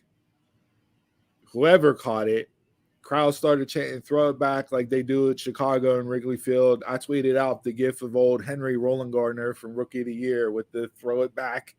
And they threw it back into the ring. Yeah. But when they threw it back into the ring, Cody and I think it hit Aubrey. Cody and maybe Pentagon were standing with their backs turned. Mm-hmm. Aubrey was on the ropes, and it came back in and almost hit her. We don't, after what happened Monday night with Seth Rollins being attacked, I get the whole throw it back thing, but that weight belt is not something that's light, and you can hurt somebody by chucking the weight belt whenever nobody's looking for it. I get Cody throwing it into the crowd because everybody's looking at him, everybody sees him, everybody knows it's coming. That's different. To just throw it back when performers have their back turned and they're focused on the match, and you had a chance that could have hit Aubrey in the head with the buckle, everything else. Like they used to do with Cena with the shirt, like throw it back, and it was a shirt. That's one thing. It's not going to hurt anybody. It was. that was my whole thing. I didn't see what had transpired with him getting rid of it, because he usually gives it to a kid or somebody in the crowd. And I thought, I was like, did someone, because that'd be odd for a kid to throw it back. But then Andrade took the belt out and threw it under the ring. And then like a minute later, I saw someone go crawl around and give it to somebody. And then they threw it back again. It's like, well, whoever the idiot was that gave it to somebody was stupid. Because then Cody just took it back up and he put it back on. But yeah, Andrade broke a little bit of character there, because he looked genuinely pissed. Yeah. Oh, yeah. He threw it back and hit Aubrey. Like, yeah, he like. So yeah, I mean, listen, you just want to boo Cody. I don't think it's deserved, but whatever. It was weird because he came out and it sounded like the crowd was cheering him to start. Well, initially when his music hit, we had the boos, and then he came up and it was more. You heard the cheers. So it was like a split crowd to begin with, but once he got in the ring and started working, it was all boos. Yeah, it was just like, what are you cheering for him for? If like to use Brian's word, the crowd was fickle against Cody. Yeah, like Andrade took him out after Dynamite went off the air. They've put that clip out because that set up the Atlanta street fight for this coming Wednesday on Dynamite. And Cody teased walking out through the heel ramp as he left. I saw that afterwards. So yeah, Cody saying he's not going to turn heel is making him heel. Like, just like Cena used to say it. Cena would always say, "I'm not turning heel," or Cena would like turn his actual heel and say, "There, I turned heel." You know, it's kind of like what Cody's doing with it. Yeah, so I mean, I enjoyed the main event. I thought it was good. Those four individuals, all of them can work and go in the ring. I saw someone put like, "This was the Survivor Series I wanted." Yeah. But I mean, you had story progression with FTR and the Lucha Brothers again. Yep. You had story progression as far as Cody because he kicked Pac in the face, so like that was already a tense relationship. Pac was the only one not to fist bump Cody after he came out. Like, so you're getting those tie-ins. Yeah. Andrade, Malachi costing Pac, by spitting the black mist in his face. So you can go Malachi Pac now because you got Andrade and Cody with the street fight. So you have all this different stuff. They announced next week on Rampage, Lucha Brothers and FTR in a 2 out of 3 falls match, which is going to be tremendous. Like, I can't wait for that match. So that'll actually tape Wednesday, but then they fight again next Saturday. For the AAA. Yep. Yeah. At the AAA pay-per-view. So, I mean, yeah, all in all, I thought Dynamite was stacked, loaded, and really good. It hit a lot of notes Wednesday night. A lot of story progression, tie-ins, everything was really crisp and really good Wednesday night. Where sometimes in pro wrestling, even TNA used to do this. A holiday show is normally like a throwaway show because TNA would always do that turkey match and shit like that, or a Feast or Fired or something, and just like it was nice to see a good show for a holiday. Right. Rampage, like you said, it wasn't the most memorable Rampage. The ending, having Jericho come down to save Kingston. I don't need Eddie Kingston touched by Chris Jericho. If it's going to lead to Kingston versus Jericho, okay, but I don't need Jericho and Kingston teaming up to go against 2.0 and Daniel Garcia. I get Moxley's out right now, so it's tough to do stuff with him, but Kingston's been holding his own while Moxley's been out. Yeah, what they did Wednesday night leading into the match on Rampage was perfect. Mm-hmm. Like, that's fine. Yeah, but Brett and Riho was good.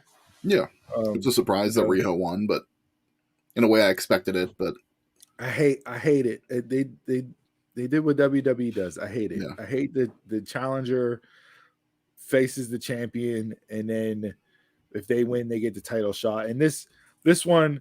They gave with a roll up, but they gave the story. Oh, well, Riho was never actually officially eliminated from the Casino Battle Royale, so that's why she's getting this chance that if she beats the champion, I said with wins. A roll up too.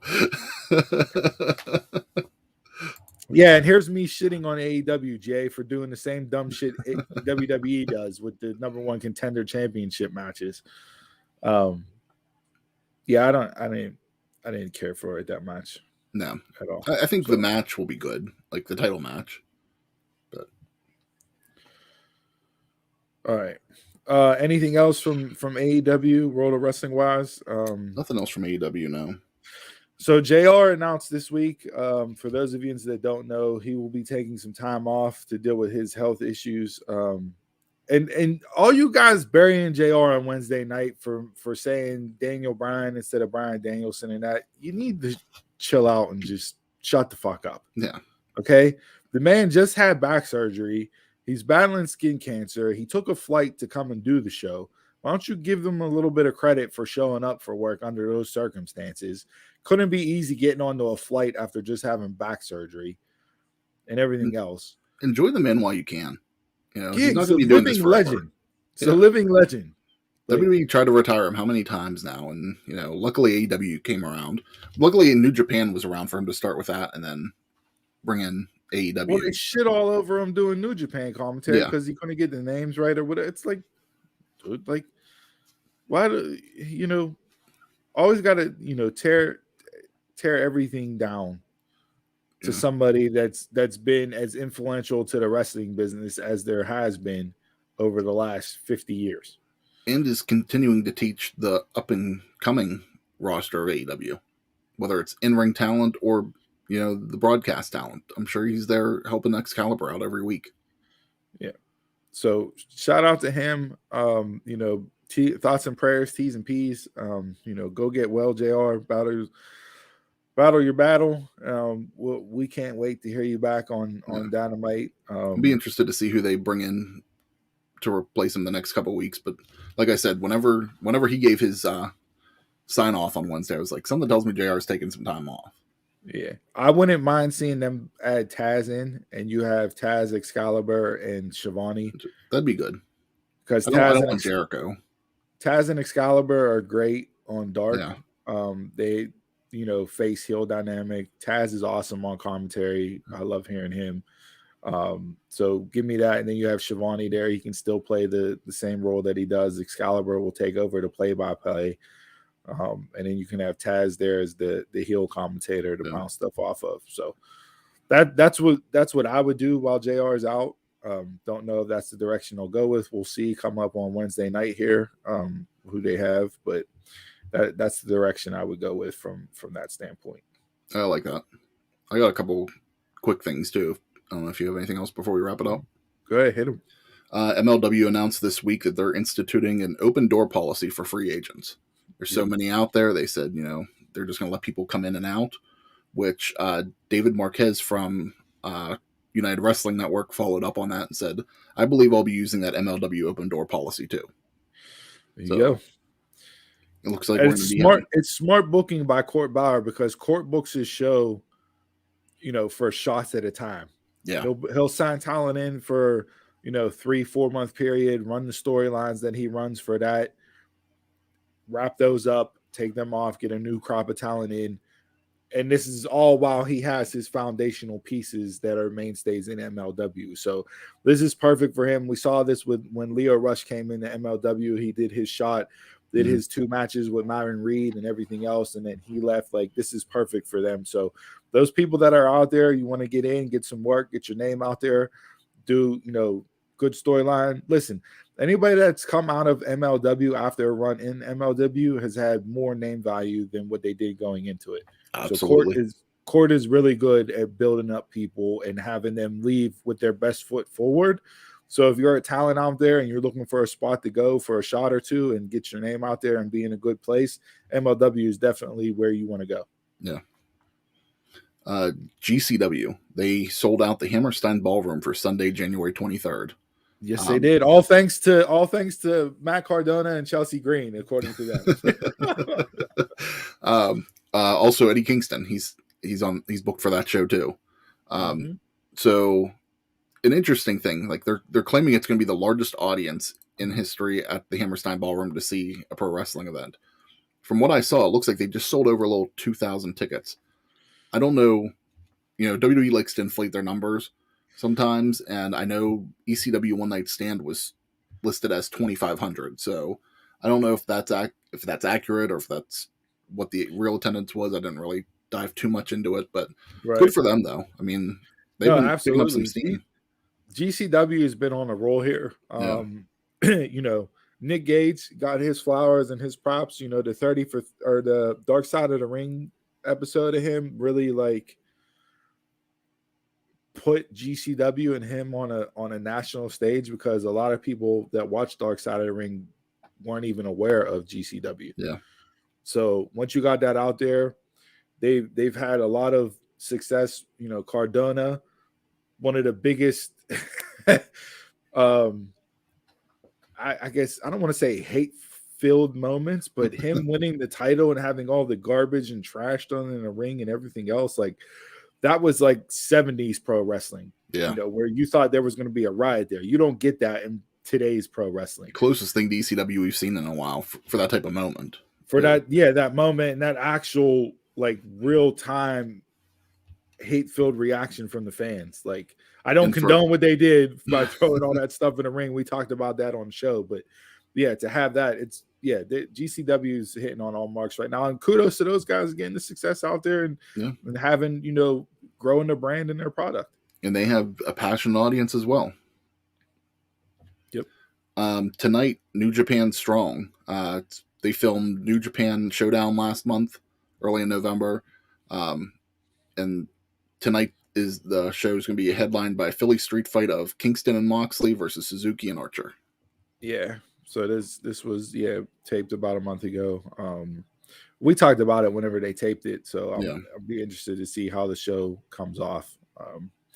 And you know, thoughts and prayers again out to Jon Moxley. Hope he's getting through his issues and battling his stuff, and you know, can't wait to actually see him on programming again. And I did briefly bring up the AAA event next week. Kenny Omega had to vacate the title we talked about previously, and they announced it's going to be a 5-way match with Hijo del Vikingo, Samurai del Sol, Jay Lethal, Bobby Fish, and Bandito. Yeah, and really interesting there. You get Bandito in coming off the ROH run. That should be a really good match. Yeah.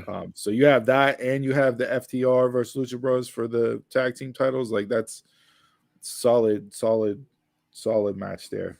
Yeah. Well, next week we'll discuss that a little bit more. I'll see who's going to be showing that, because sometimes they put it on YouTube, sometimes Facebook. You know, so we'll see if there's any stream for it next week. Right. That's all I had. Yeah, I'm just trying to think. The Young Bucks signed new contracts that'll keep them through at least 2026 with AEW. I saw that. That is one thing I forgot too. The rumor is 2026, but if you know how they've been constantly updating their bio on Twitter. It said 2024. Yeah, so I don't know if they're if that's what it really is, or if they're just trying to shit on fans a little bit. Yeah. And then lastly for me, WWE is losing their Japanese television contract for Raw and SmackDown. I didn't see that. So J Sports, that's coming to an end after about a year and a half, 2 years roundabout. So yeah, another market being cut off there. Yeah, we'll see if they pick up something else, or if they're gonna do more push of the network there, or what. So that's it there. Anything else? We good? Crack open a beer. Let's drink. Let's go. Chug, chug, chug, chug, chug. All right, this week's Drink of the Week segment is brought to you by that Thanksgiving Eve hangover that I used to have way back in the day, where you would wake up extremely hungover from a hard night of partying Wednesday night, maybe go play Turkey Bowl, and then sit down and eat food. So this week's edition, we are back on the Rusty Rail Brewing Company train. We will be doing Birthday Suit, which is a birthday cake inspired ale. It is a ale with lactose, vanilla, and natural flavors. It is 7.5% by volume. And Donald and Jason did give their reviews for this drink, even though they're not on the show. After we're done, I'll read their reviews off. Yeah, so let's crack open this Rusty Rail and see where we're at here.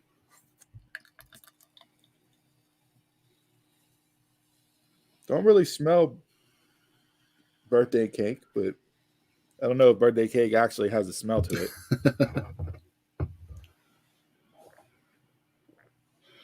Yeah, it just smells like a typical ale.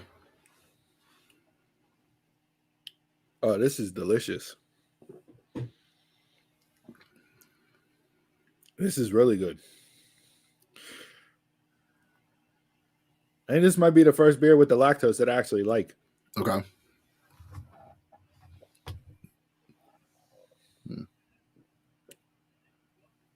Yeah, I'm all in on this. This would get me in trouble. I would drink a couple of these. Yep. I might differ on this one. This might be one of the rare ones that me and you don't see eye to eye on. Yeah, normally our palates line up, but I could tell after you took that first sip that you weren't digging what I was putting down. So, no, this is, for me, this is enjoyable. You have the sweetness there. It's not overly powering, but you do get the sweetness is kind of in line with the birthday cake theme, whether it's the icing or whatever. But it's smooth, extremely drinkable. I wish mine was a little bit colder. I didn't put it in the fridge until late last night, so It's not as cold as I would like it. But still, from everything else, I'll give this a 3.75. Yeah, for me, I'm definitely getting something here. Like I'm smelling an ale, but whenever I'm actually tasting, I am getting something else. I'm not getting. It's not heavily flavored for sure. And like you said, what's cake really going to taste like in beer? But you get that, like when you're eating birthday cake, like it's, to me, birthday cake's all about the icing. You know what I mean? I'm definitely getting that sweetness from it. So you're getting that sweetness that you would like in the It's not overly sweet either. Like it's not like some stouts that we've had or in other beers. And No, actually, it makes me think of last week. We went down to Southern Tier to try and everybody can go on our YouTube page and everything and check out Donald's review of the Southern Tier frosted sugar cookie beer. And that's actually what I would actually, it's a good pairing, I think, because it's very similar. But that one was an ale with more sweetness, and I could actually taste some of the cake notes that they were talking about with that beer, where I'm not picking it up on this one. I'd actually recommend the Southern Tier over this. It's not a bad ale. It's definitely a drinkable ale. There's nothing wrong with it. It's not like, with this being 7.5%, I would drink 4 or 5 of these and end up in my birthday suit. Whether or not I'm by myself in my birthday suit or, if somebody else joins the fun. But this would have me in my birthday suit. Hey, the birthday is coming up pretty soon, so maybe you can save some of these. Well, with me being as married as long as I have, I'll probably be in a birthday suit by myself. So this took a turn. Yeah, I don't know. It's just not. There's nothing really hidden for me other than the ale being a decent ale. I'm gonna go 1.5. Oh, it's not really. Yeah, this isn't anything that I'd pick back up again. Like even if someone would say, "Hey, I got this," I'd be like, "I'm good." So you're the guy that shows up right before the guy who's supposed to show up for the surprise party, and everybody just wasted the good surprise on you. That's what you did with that. That's what you did with that rating right there. We ruined this. We ruined the surprise on you. We'll go to Jason's review. Let's see here. He said, "Have another check." Yeah. Smoothness check. After burps check. What the hell is after? Like, I guess the carbonation afterwards. Oh, okay. So. That's a weird thing to quote on a review, but hey, it's Jason. So for him, beer, so like you said, he'll have another. So that's his normal. So that's 2 for it. Donald actually was kind of on my side with this a little bit too. Very bland taste. As soon as I sipped it, it honestly reminded me of a Stroh's and Budweiser. Couldn't smell birthday cake. Fucking way. Couldn't taste birthday cake. Couldn't smell birthday cake. Happy birthday. 0.5 out of 5. A Stroh's or a Budweiser? Is this? Wow. So Donald hated it more than I did. Well, Donald won't be invited to the birthday party. How about that? We wasted the surprise on Chris, and we're not even inviting Donald to the party. That's what Gens 2 get. So, all right, that's it for this week's review of the Rusty Rail birthday suit. Jason says, because the pumpkins ruined my meals for the rest of the day. Was that from, did you drink this on Thanksgiving? He probably drank it yesterday before the show or before he went to bed last night. So yeah, that's it for this week's Rusty Rail birthday suit. I recommend picking it up. It's up to you. Hey, depends on the we're, palette. we're split 50-50 on the show. Yeah. You guys be the tiebreaker. Hit us up on social media. Let us know if you find us out and about and drink it, and let us know if we're which two dumb marks are right. Me and Jason, I hate agreeing with him, or Donald and Chris. And with that being said, raise your cups, glasses, shot glasses, brown paper bags, bottles, whatever you're drinking with this week, and to good ships and wood ships and ships that sail the seas. The best ships are friendships, and friends will always be.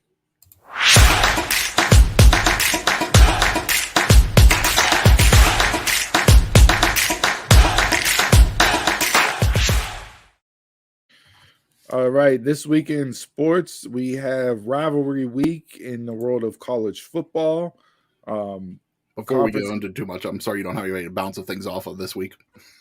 For what, sports? Yeah.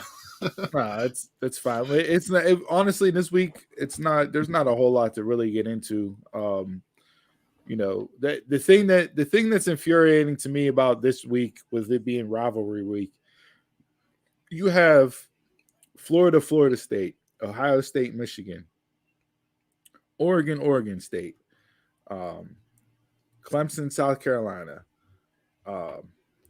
North Carolina State. All these games, right? But you can't get Pitt and Penn State to play each other every single year. Somehow all these other schools find a way to book their interstate rival for the most part on this last week of the year. It's rivalry week for a reason. Georgia Tech. Like, you have all these schools that find a way to do it. Washington State was on last night. And yet Pitt and Penn State can't find a way to do it. I've honestly never understood that either. Now, when Pitt was part of the Big East, the Friday after Thanksgiving was always the backyard brawl, Pitt versus West Virginia. And I get that. That's a little bit harder of a dynamic, I guess. But still, even that game, you can't find a way to book that. Like, come on, what are we doing here? When they announce that they do these games and it's like, okay, they're going to play this year, then they're going to play that year. It's just like, why?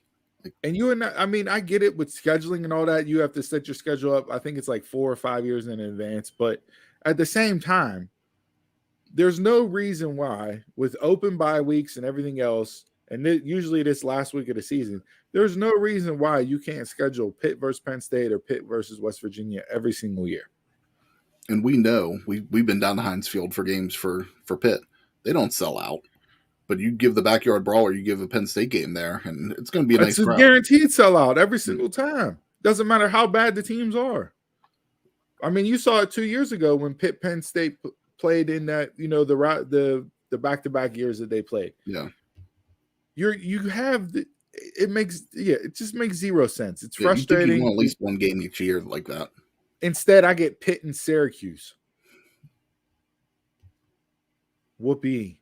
I'm so excited. It's terrible. Is Pitt going to Pitt? This game actually doesn't matter if Pitt going to Pitt, because Pitt made it to the ACC championship game by their win last week. Still don't know who they're going to play yet, whether it's Wake Forest or North Carolina State. I believe if Wake Forest wins today, then they'll play Pitt in the ACC championship game. Okay. Technically, this game doesn't play. The big thing here is, how long do you play your starters? They're choosing not to rest everybody, which some people here in Pittsburgh, Sports Talk Radio wise this week have called in and have, complained about, if you play Kenny Pickett or you play Jordan Addison this week and they get hurt and they're not available for the ACC championship game, what's more important, getting to 10 wins or being ACC champs and playing in a Big Six New Year's Bowl? Mm-hmm. To me, playing in a Big Six New Year's Bowl is more important than getting 10 wins. But, Pickett, Addison, they're both up for postseason awards. I say let them go out, play the first half. If you're leading at halftime, you pull them guys off the field along with a couple other starters, and you let the backups go in, play the second half. If you win, great. If not, no big deal. It doesn't matter. You're in the title game regardless. So, I just, I want them to come out of this game healthy and be be able to have their full lineup of players for the title game. Makes sense.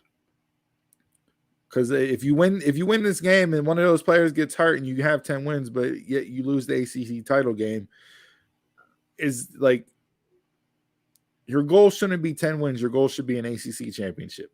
Yeah. They haven't won an ACC championship since they joined the conference. They played in the title game once and lost to Clemson. So yeah, let's put a trophy in a trophy case. Like you can't put 10 wins in a trophy case. No. It means nothing. If you would have handled your business against Miami or Western Michigan, you already would have had the 10 wins. And you'd be in conversation for, college football playoff berth. But you didn't take care of business in those two games, so now you're here talking about, well, let's beat Syracuse for a 10th win. You should have already had 10 wins. Shouldn't matter. So do you think they're going to be able to pull it off? I do. I don't see them losing to Syracuse. Again, I think, you'll get those guys that play the first half. They'll have a big enough lead. And, but again, if they lose, I'm not going to be upset if they lose because the game literally does not matter at all. It's like a week 17 game in the NFL, prior to the playoffs. Tomlin decides to sit all his starters and then they go out there and get embarrassed by the Browns last year. Like, it's coach's philosophy depending on which way you want to go. Do you want to play your starters to keep fresh, or do you want to give rest and maybe have some rust and come out flat in the title game? We'll see. Who knows? But I'd rather them have a healthy, full lineup going into the ACC championship game than beating Syracuse and have one of those guys get injured. Sure. So we have Steelers-Bengals tomorrow. I didn't watch the Steelers game last weekend. I just couldn't get myself in there after they tied the Browns to watch Saturday night. From all accounts, they looked pretty trash until the fourth quarter, and then Ben looked amazing, and it was like, oh my goodness! And it's like, I can see it where they don't win a game the rest of the year. If you look at their schedule, they may not win another game the rest of the season. Who do they got? They play the Ravens twice. They play the Browns again. They're playing the Bengals tomorrow. They have the Titans and the Chiefs. Okay. So there's a scenario where they do not win another game the rest of the year.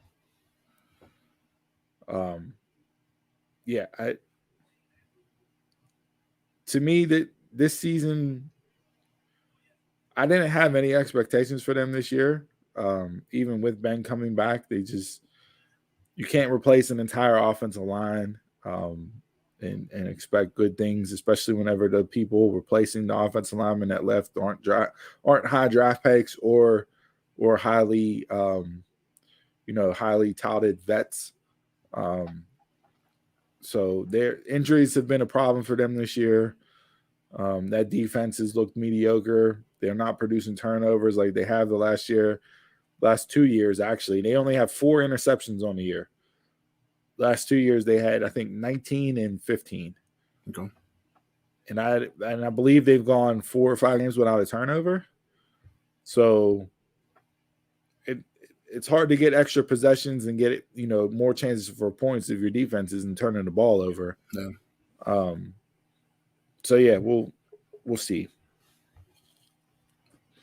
But other than that, like sports for the most part, football Thursday for Thanksgiving, the games were kind of not a great slate, but they turned out to be pretty good games. 28 flags in the Cowboys-Raiders game. That's a lot. 28 flags. I mean, hey, let's not make the refs about, the game's not about you guys. No. 28 penalties? Seriously? Are they all legit? There's no way if you're throwing 28 flags. Pat McAfee did it. Pat McAfee on his show yesterday. He had a box of tissue and was just pulling out Kleenexes and just throwing them all over until he got up to 28, and he just went off about the officiating. Like, that's ridiculous. 28 flags, like, come on. So, yeah, we'll see there. Not really good, enjoyable games to watch. The Bears-Lions had coaching snafu down the stretch, calling back-to-back timeouts, what ended ended up costing them their first win of the year. Bears beat them on a last-second field goal. Cowboys Raiders 28 flags. It was just horrible to watch. No flow to the game at all. And then Bills Saints. There had to be so many delays to the game. How late that go? It was horrible. It was horrible. And then you had Bills Saints Thursday night. I watched Ole Miss and Mississippi State instead. That was a much better game to watch than Bills Saints. The Saints had 14 players out due to injury or other things. So, yeah, it was just not worth tuning in and support or tuning in and watching. So, yeah, there's that. Penguins looked a little – they had a good road trip. Penguins had a better week. Yeah, they did. Yeah. 3-0 on the road trip, right? 2-0, 3-0, something like that. A couple shutouts. Yeah, I don't remember. I don't know exactly which games are which. They played 4 games this week. They won all 4. No game went into overtime or shootout, so that was nice to see. Yeah, they were all. They needed this week. Yeah, they needed those points badly. So that was nice. That was 5 nice games in a row. They play the Canadians again tonight, and last time they played the Canadians last week, they won 6-0. So we'll see if they can keep the momentum going tonight. Yeah, they need as many regulation wins consecutively as possible. Yeah, you got to get those points to make up for the horrendous start that you had. Way too many in a row of overtimes and shootouts there for a bit. No news this week coming out of the potential sale. I was kind of surprised because they were talking about how quick this was going to go down, but nothing really new out of that. We'll see. If you know anything about the corporate world, holidays, Thanksgiving was a Thursday, but everybody was off all week. So so we'll see if there's anything out this week. Yeah. So there's that. But no, that's it. I didn't have much for sports this week. Like I said, coming down here, getting ready for the college football playoff to be announced. Conference championship games will be taking place next weekend. Those are all pretty much set. There's some good games on the slate. Michigan, Ohio State is on right now. They kicked off at noon. Let's see what the score is right now because 7-3 Michigan ended the first quarter. Let's see if Harbaugh gets a win here. He's 0-6 against Ohio State. He I think he's 2-12 or something against Michigan State and Ohio State. And you can't have that as the Michigan head coach, going up against your 2 biggest rivals and have that big of a losing record against them. So he's yet to beat Ohio State. I'm pulling for Michigan. I hate Ohio State. So I'm hoping Michigan gets the win there. It'll be interesting to see if Michigan wins for the college football playoff, what that does. Cincinnati had a really good showing. They dominated in their final game before their conference championship. So that'll be interesting. The final after championship games next week to see if Alabama loses to Georgia, how it shakes out. Do they put a 2-loss Alabama team ahead of Cincinnati, who's undefeated in the Final Four? Notre Dame looks to be, their only loss on the season is to Cincinnati, so you can't jump Notre Dame over Cincinnati into the playoff. So yeah, it'll just be really interesting to see how all that shakes out. So, but that's it in sports. I ain't got nothing else. So let's get into the world-renowned, world-famous One Gotta Go.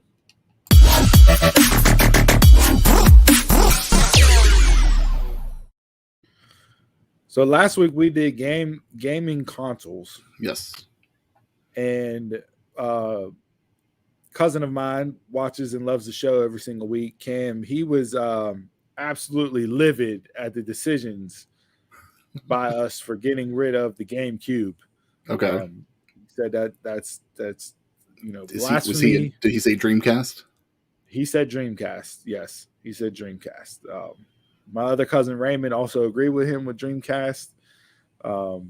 Their reasons were given. I told them to email the show with their gripes, and we will read those off on the air. Hey, if you're tuning in right now, leave us some comments and we'll read them off. Yeah. So yeah, so that was some actual physical feedback I got live for the gaming console one gotta go. What did the polls produce from last week? The polls produced, which I was expecting, that Dreamcast gotta go. I kind of had a feeling that people were going to shit on that system, that if they weren't, from our age group or ever played it or had it, that one was going to be the one to go. So I have a prepared statement that I would like to read from Donald about that. Everyone that said Dreamcast has no gamer knowledge at all, and I discredit all of their gaming skills and accolades.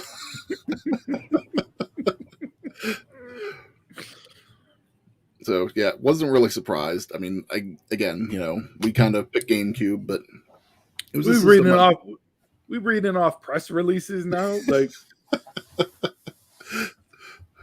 I felt like from the desk of the anonymous RAW general manager. Yeah.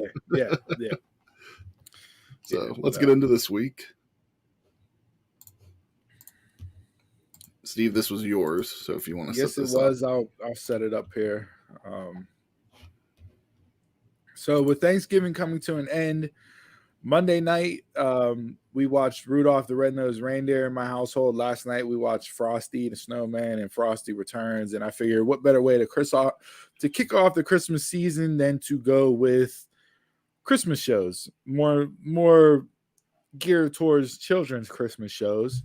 And the four that I got here are Frosty the Snowman, How the Grinch Stole Christmas, A Charlie Brown Christmas, and Rudolph the Red-Nosed Reindeer. So do you want to read off the votes from the two jag-offs that aren't on the episode this week? We can do that. We can start with them. We'll start up with Donald here. Donald said, Charlie Brown is the Christmas shows of Christmas shows. The Grinch is my Xmas hero. He didn't hate Christmas, he hated the people. Sounds like me. Rudolph was more interesting for the misfit toys, so it gets a pass. Frosty was just an egotistical character that never shut the fuck up. Glad he melted away and never came back. Frosty gotta go. Wow. Okay. All right. So we got one vote for Frosty. Very hated vote. Yeah, okay. When the most iconic thing about your movie is a tree and a speech by a side character, your movie gotta go. Charlie Brown Christmas. So that's JC getting rid of the Charlie Brown Christmas. It's also gotta go if we're talking Christmas songs. Hark the fucking Herald, get out of here. Two very hated responses. Different answers, but these are all classics. I was not expecting the Scrooges to show up with this initial Christmas edition of One Gotta Go. I don't know. They work retail, so yeah, they do work retail, and they are a little bit more on the Scroogey side of things, given this time of year, based off of that. And I don't know what you guys are going to set up for One Gotta Go for the rest of the month. This one just came to me because of the shows that were on this week, so. Not a lot of Christmas cheer in those two responses from those two. I'll change it up. All of these are movies that are shows that I've watched on TV. So many of them, from a kid all the way up to now.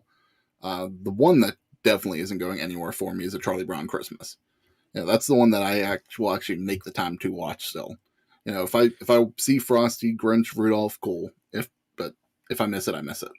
And so Charlie Brown Christmas, for those of you, that will air on PBS December 19th. Okay. One night only, like the Thanksgiving and the Halloween special, because of the whole Apple debacle. But that will air December 19th on PBS. But if you do have Apple TV, at least you can watch it on demand whenever. But if you don't, which I'm sure most people don't. Right. I enjoy the Grinch and I enjoy Frosty and I also enjoy Rudolph, but if I had to pick one, that if I had to take one out and I would never watch again, it would probably be Rudolph. I watch Frosty and the Grinch more than I watch Rudolph. So for me, Rudolph gotta go.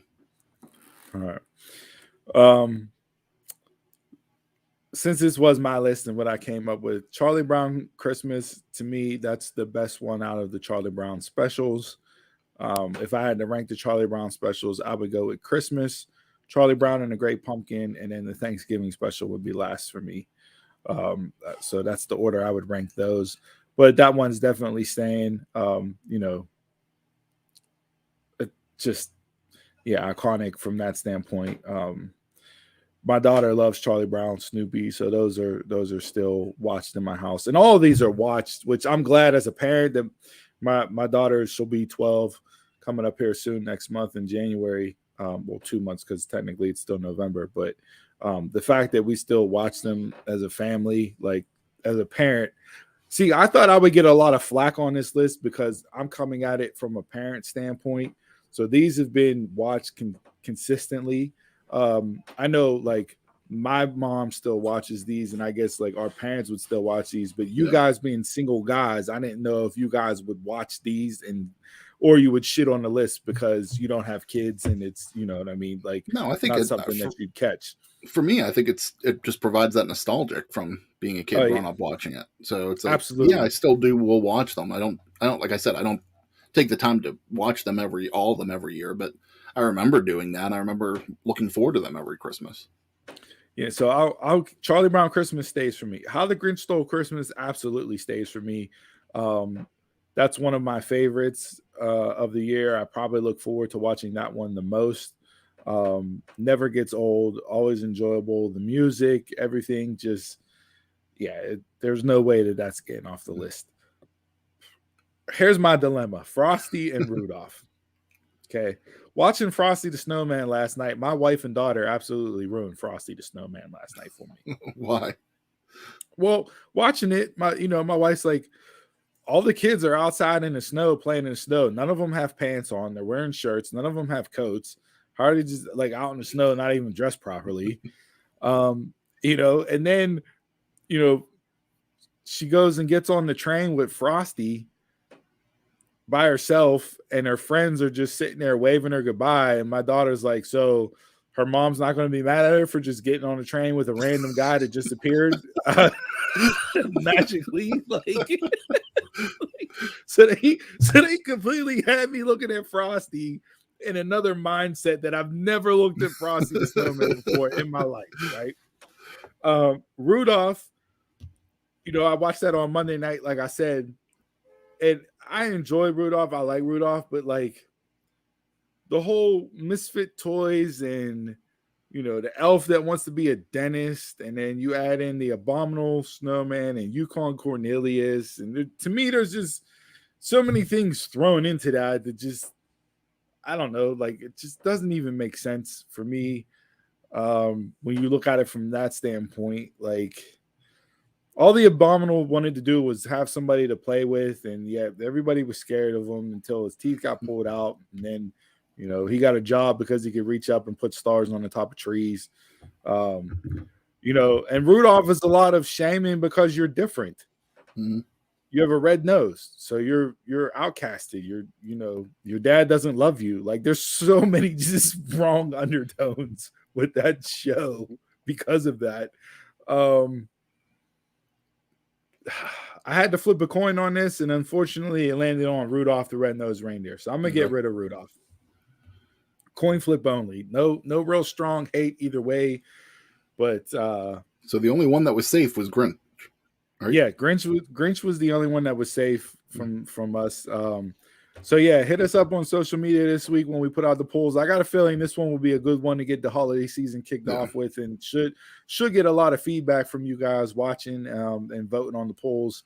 I'd be interested to see which way you go with it. Hopefully you aren't like the two Scrooges that just completely hate-filled remarks. I'm glad he melted. Like, dude, you're like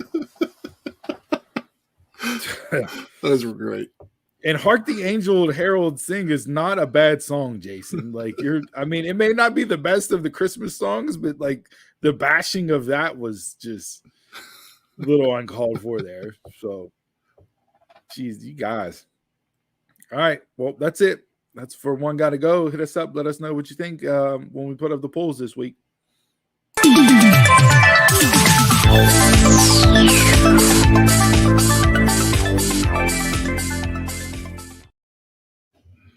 All All right, guys. Thanks for tuning into episode 64 of the Dumb Marks podcast.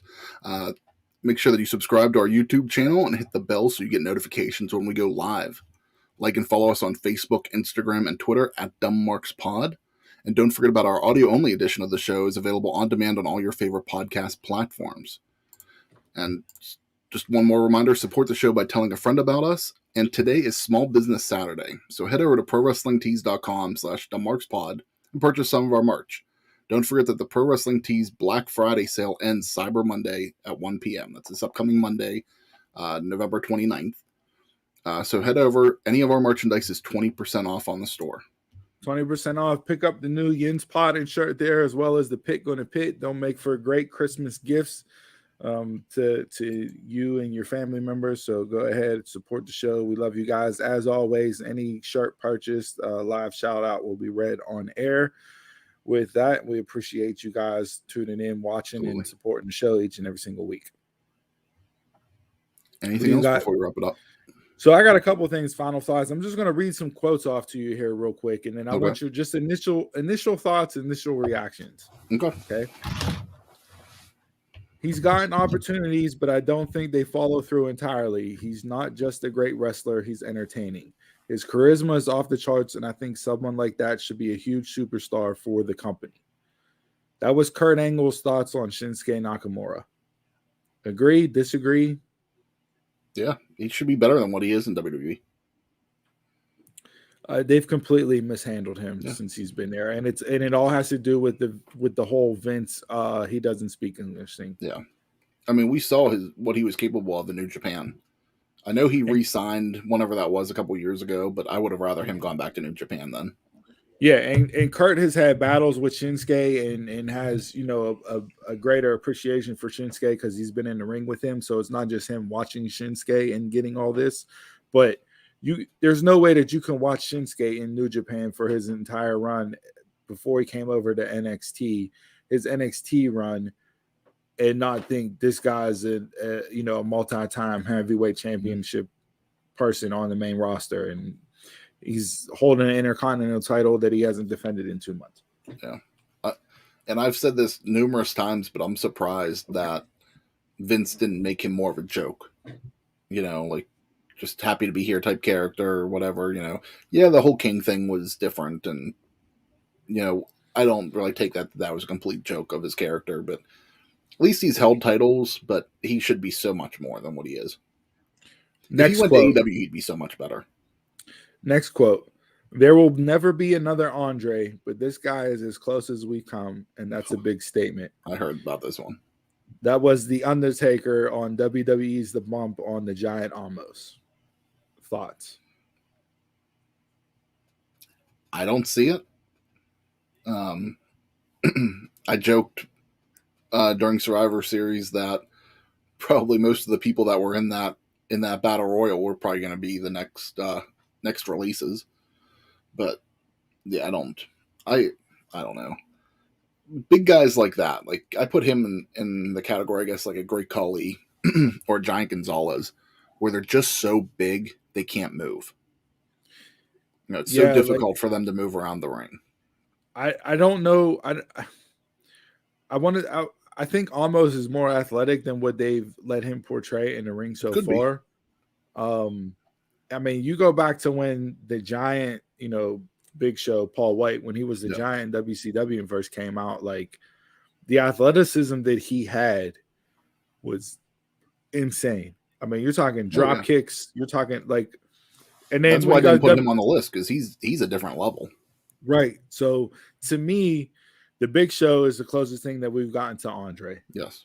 As far as, you know, the larger than life giants of giants. Almost the book is still so new on him, and they haven't given him a whole lot yet that I'm not going to not say he can't get there. But based off of what he's done so far, I don't think. And I mean, I can't. It's the Undertaker. Christ, he's on the Mount Rushmore of wrestling. Yeah. In my book, he is on the Mount Rushmore of wrestling. So if he says it, obviously he sees and knows something more than what this dumb Mark sitting here says. Sure. Do I agree with him already? Do I agree with it right now? No, I don't. But I just thought it was interesting that, like, And hey, was it? Oh, I'm the Undertaker. I'm the company guy. I'm on the company show. Let me put the praise on the company guy as the next big thing.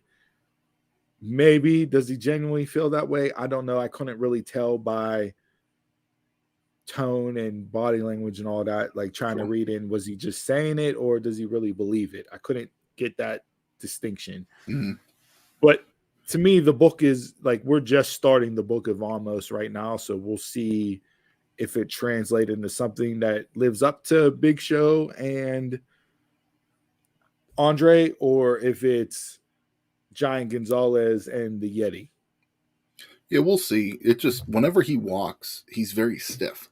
To me, it looks like he's very stiff, and that's the way Khali was, and that's the way Giant Gonzalez was, where they didn't have a lot of movement. You know, they were big as shit, and that's their gimmick. And we'll see. I mean, I don't know. Do I see Almost ever being a champion right now? No. But you know, I never saw Great Khali being a champion either, and they put the title on him a few times. So yeah. Switching gears over to sports. Little quick note here regarding Monday Night Football from this past week. Monday Night Football for the Bucks and Giants. 12 million viewers for ESPN, ESPN2, and ESPN Deportes. It was TV's most watched Monday program, broadcast or cable for the 11th consecutive week. Season to date, 13.3 million viewers on average, which is up 13% from 2020 and up 6% from 2019. The Manning cast on ESPN2 with Peyton and Eli, they themselves drew 1.6 million viewers. wow. The audience was an increase from Week 10's edition, and Peyton and Eli this year has delivered ESPN's sixth most watched alternate telecast. And that goes back from 2014 through present. Jeez. So I have been a fan and have hyped up the Manning cast since it started. The way that it's done, the way that it's shot, the insight that they give and provide. It's just it's an exciting and different take on sports, on football in general. Anytime you have arguably one of the greatest quarterbacks of all time sitting there and breaking down football. Eli wasn't one of the greatest, but Eli was what he was and won 2 Super Bowls and that. But the banter they have back and forth, the guests, the lineup that they have each and every single week, I enjoy that. The only issue is it's an internet-based show that is on television. So Peyton's in one location, Eli's in another location. The guest is in a third location. So you have signals bouncing from, Peyton to the home base to the guest, Peyton to the the delay is the only thing that holds that show back. And sometimes people talk over each other, or there's like silence periods because they're waiting for signal to come in and hear what they say. But other than that, I watch that show every single week. That's how I watch Monday Night Football when it is on, and I think it's a lot better than the regular cast itself. But that's something they could fix next year too. I'm sure this year it's probably just people using their own personal video equipment, but I'm sure that ESPN could throw them out some stuff next year. That each week they could send them something and could eliminate that better. Yeah, but no, I mean, from that standpoint, like I hope they continue to do it, and this would be great for other sports as well. Like, I know that the NBA on TNT is great with Shaq, Charles, and Kenny and Ernie in the studio and that, but like, there's other people out there. Maybe not. I think the Mannings work as well was because Peyton and they both have a great sense of humor. Mm-hmm. And both can, crack jokes and make fun of each other. They don't take each other too seriously, So, but that show has been great. I hope next year they get more than 8 games. And they, maybe they're able to do it in studio somewhere next year. But I think if they move it to like an in-studio show, it would take away from the feel of it. Yeah. Because then it becomes like too polished of a product. And I think the way that it's shot now and the way they do it now helps build on the authenticity of it, because it is just like me, you, Jason, and Donald sitting down watching a pay-per-view or watching a hockey game or or a Steeler game. Like, you know what I mean? No, I agree. So, I think, I agree. I think they should keep it the formula that they have. All right, that's all I had for final thoughts this week. You got anything else before we give the quote of the week to wrap up the show? Yeah, just a couple quick things, not long at all. Another TV thing that I forgot to mention earlier, Holly Robinson Pete came out and said that her, Mark Curry, and Raven Simone all are interested in rebooting Hanging with Mr. Cooper. They're all interested in doing it, but they're just waiting on the green light from Warner Brothers. So I'm not mad at that. I liked Hanging with Mr. Cooper. Yeah. It was one of my favorite shows that I watched. Yeah, it was one of my favorites growing up too. So, yep, I'm good with that. Sorry. Yeah, so we'll see if that happens. And then the only thing, something I'm looking forward to tomorrow is on CBS, they're doing Tony Bennett Lady Gaga special. So yeah, it's the check last that out. one ever. It's the last one ever for Tony Bennett, is what I thought they were building it as. It is, yes. And so this is something that was pre-taped a little while back, so we'll see how that goes. I'm looking forward to watching that. Okay. All right. Anything else? That's all I got. All right. As always, thanks for tuning in, everybody. Support the show. Follow us on social media. Email the show, dumbmarkspod@gmail.com. As Chris said, head over to the Pro Wrestling Tees store, prowrestlingtees.com/dumbmarkspod. Pick up some of the Dumb Marks merch. Black Friday sale still going on until Monday at 1 p.m. Support the show, love. We appreciate all you guys. We're very thankful for the audience that we have. We appreciate you guys tuning in each and every week with us. And with that, the quote of the week here to end the show is, "The only true wisdom is knowing you know nothing." The only true wisdom is knowing that you know nothing, by Socrates. And until next time, I'm a Mark, you're a Mark, tell a Mark, and y'all can catch us around the way.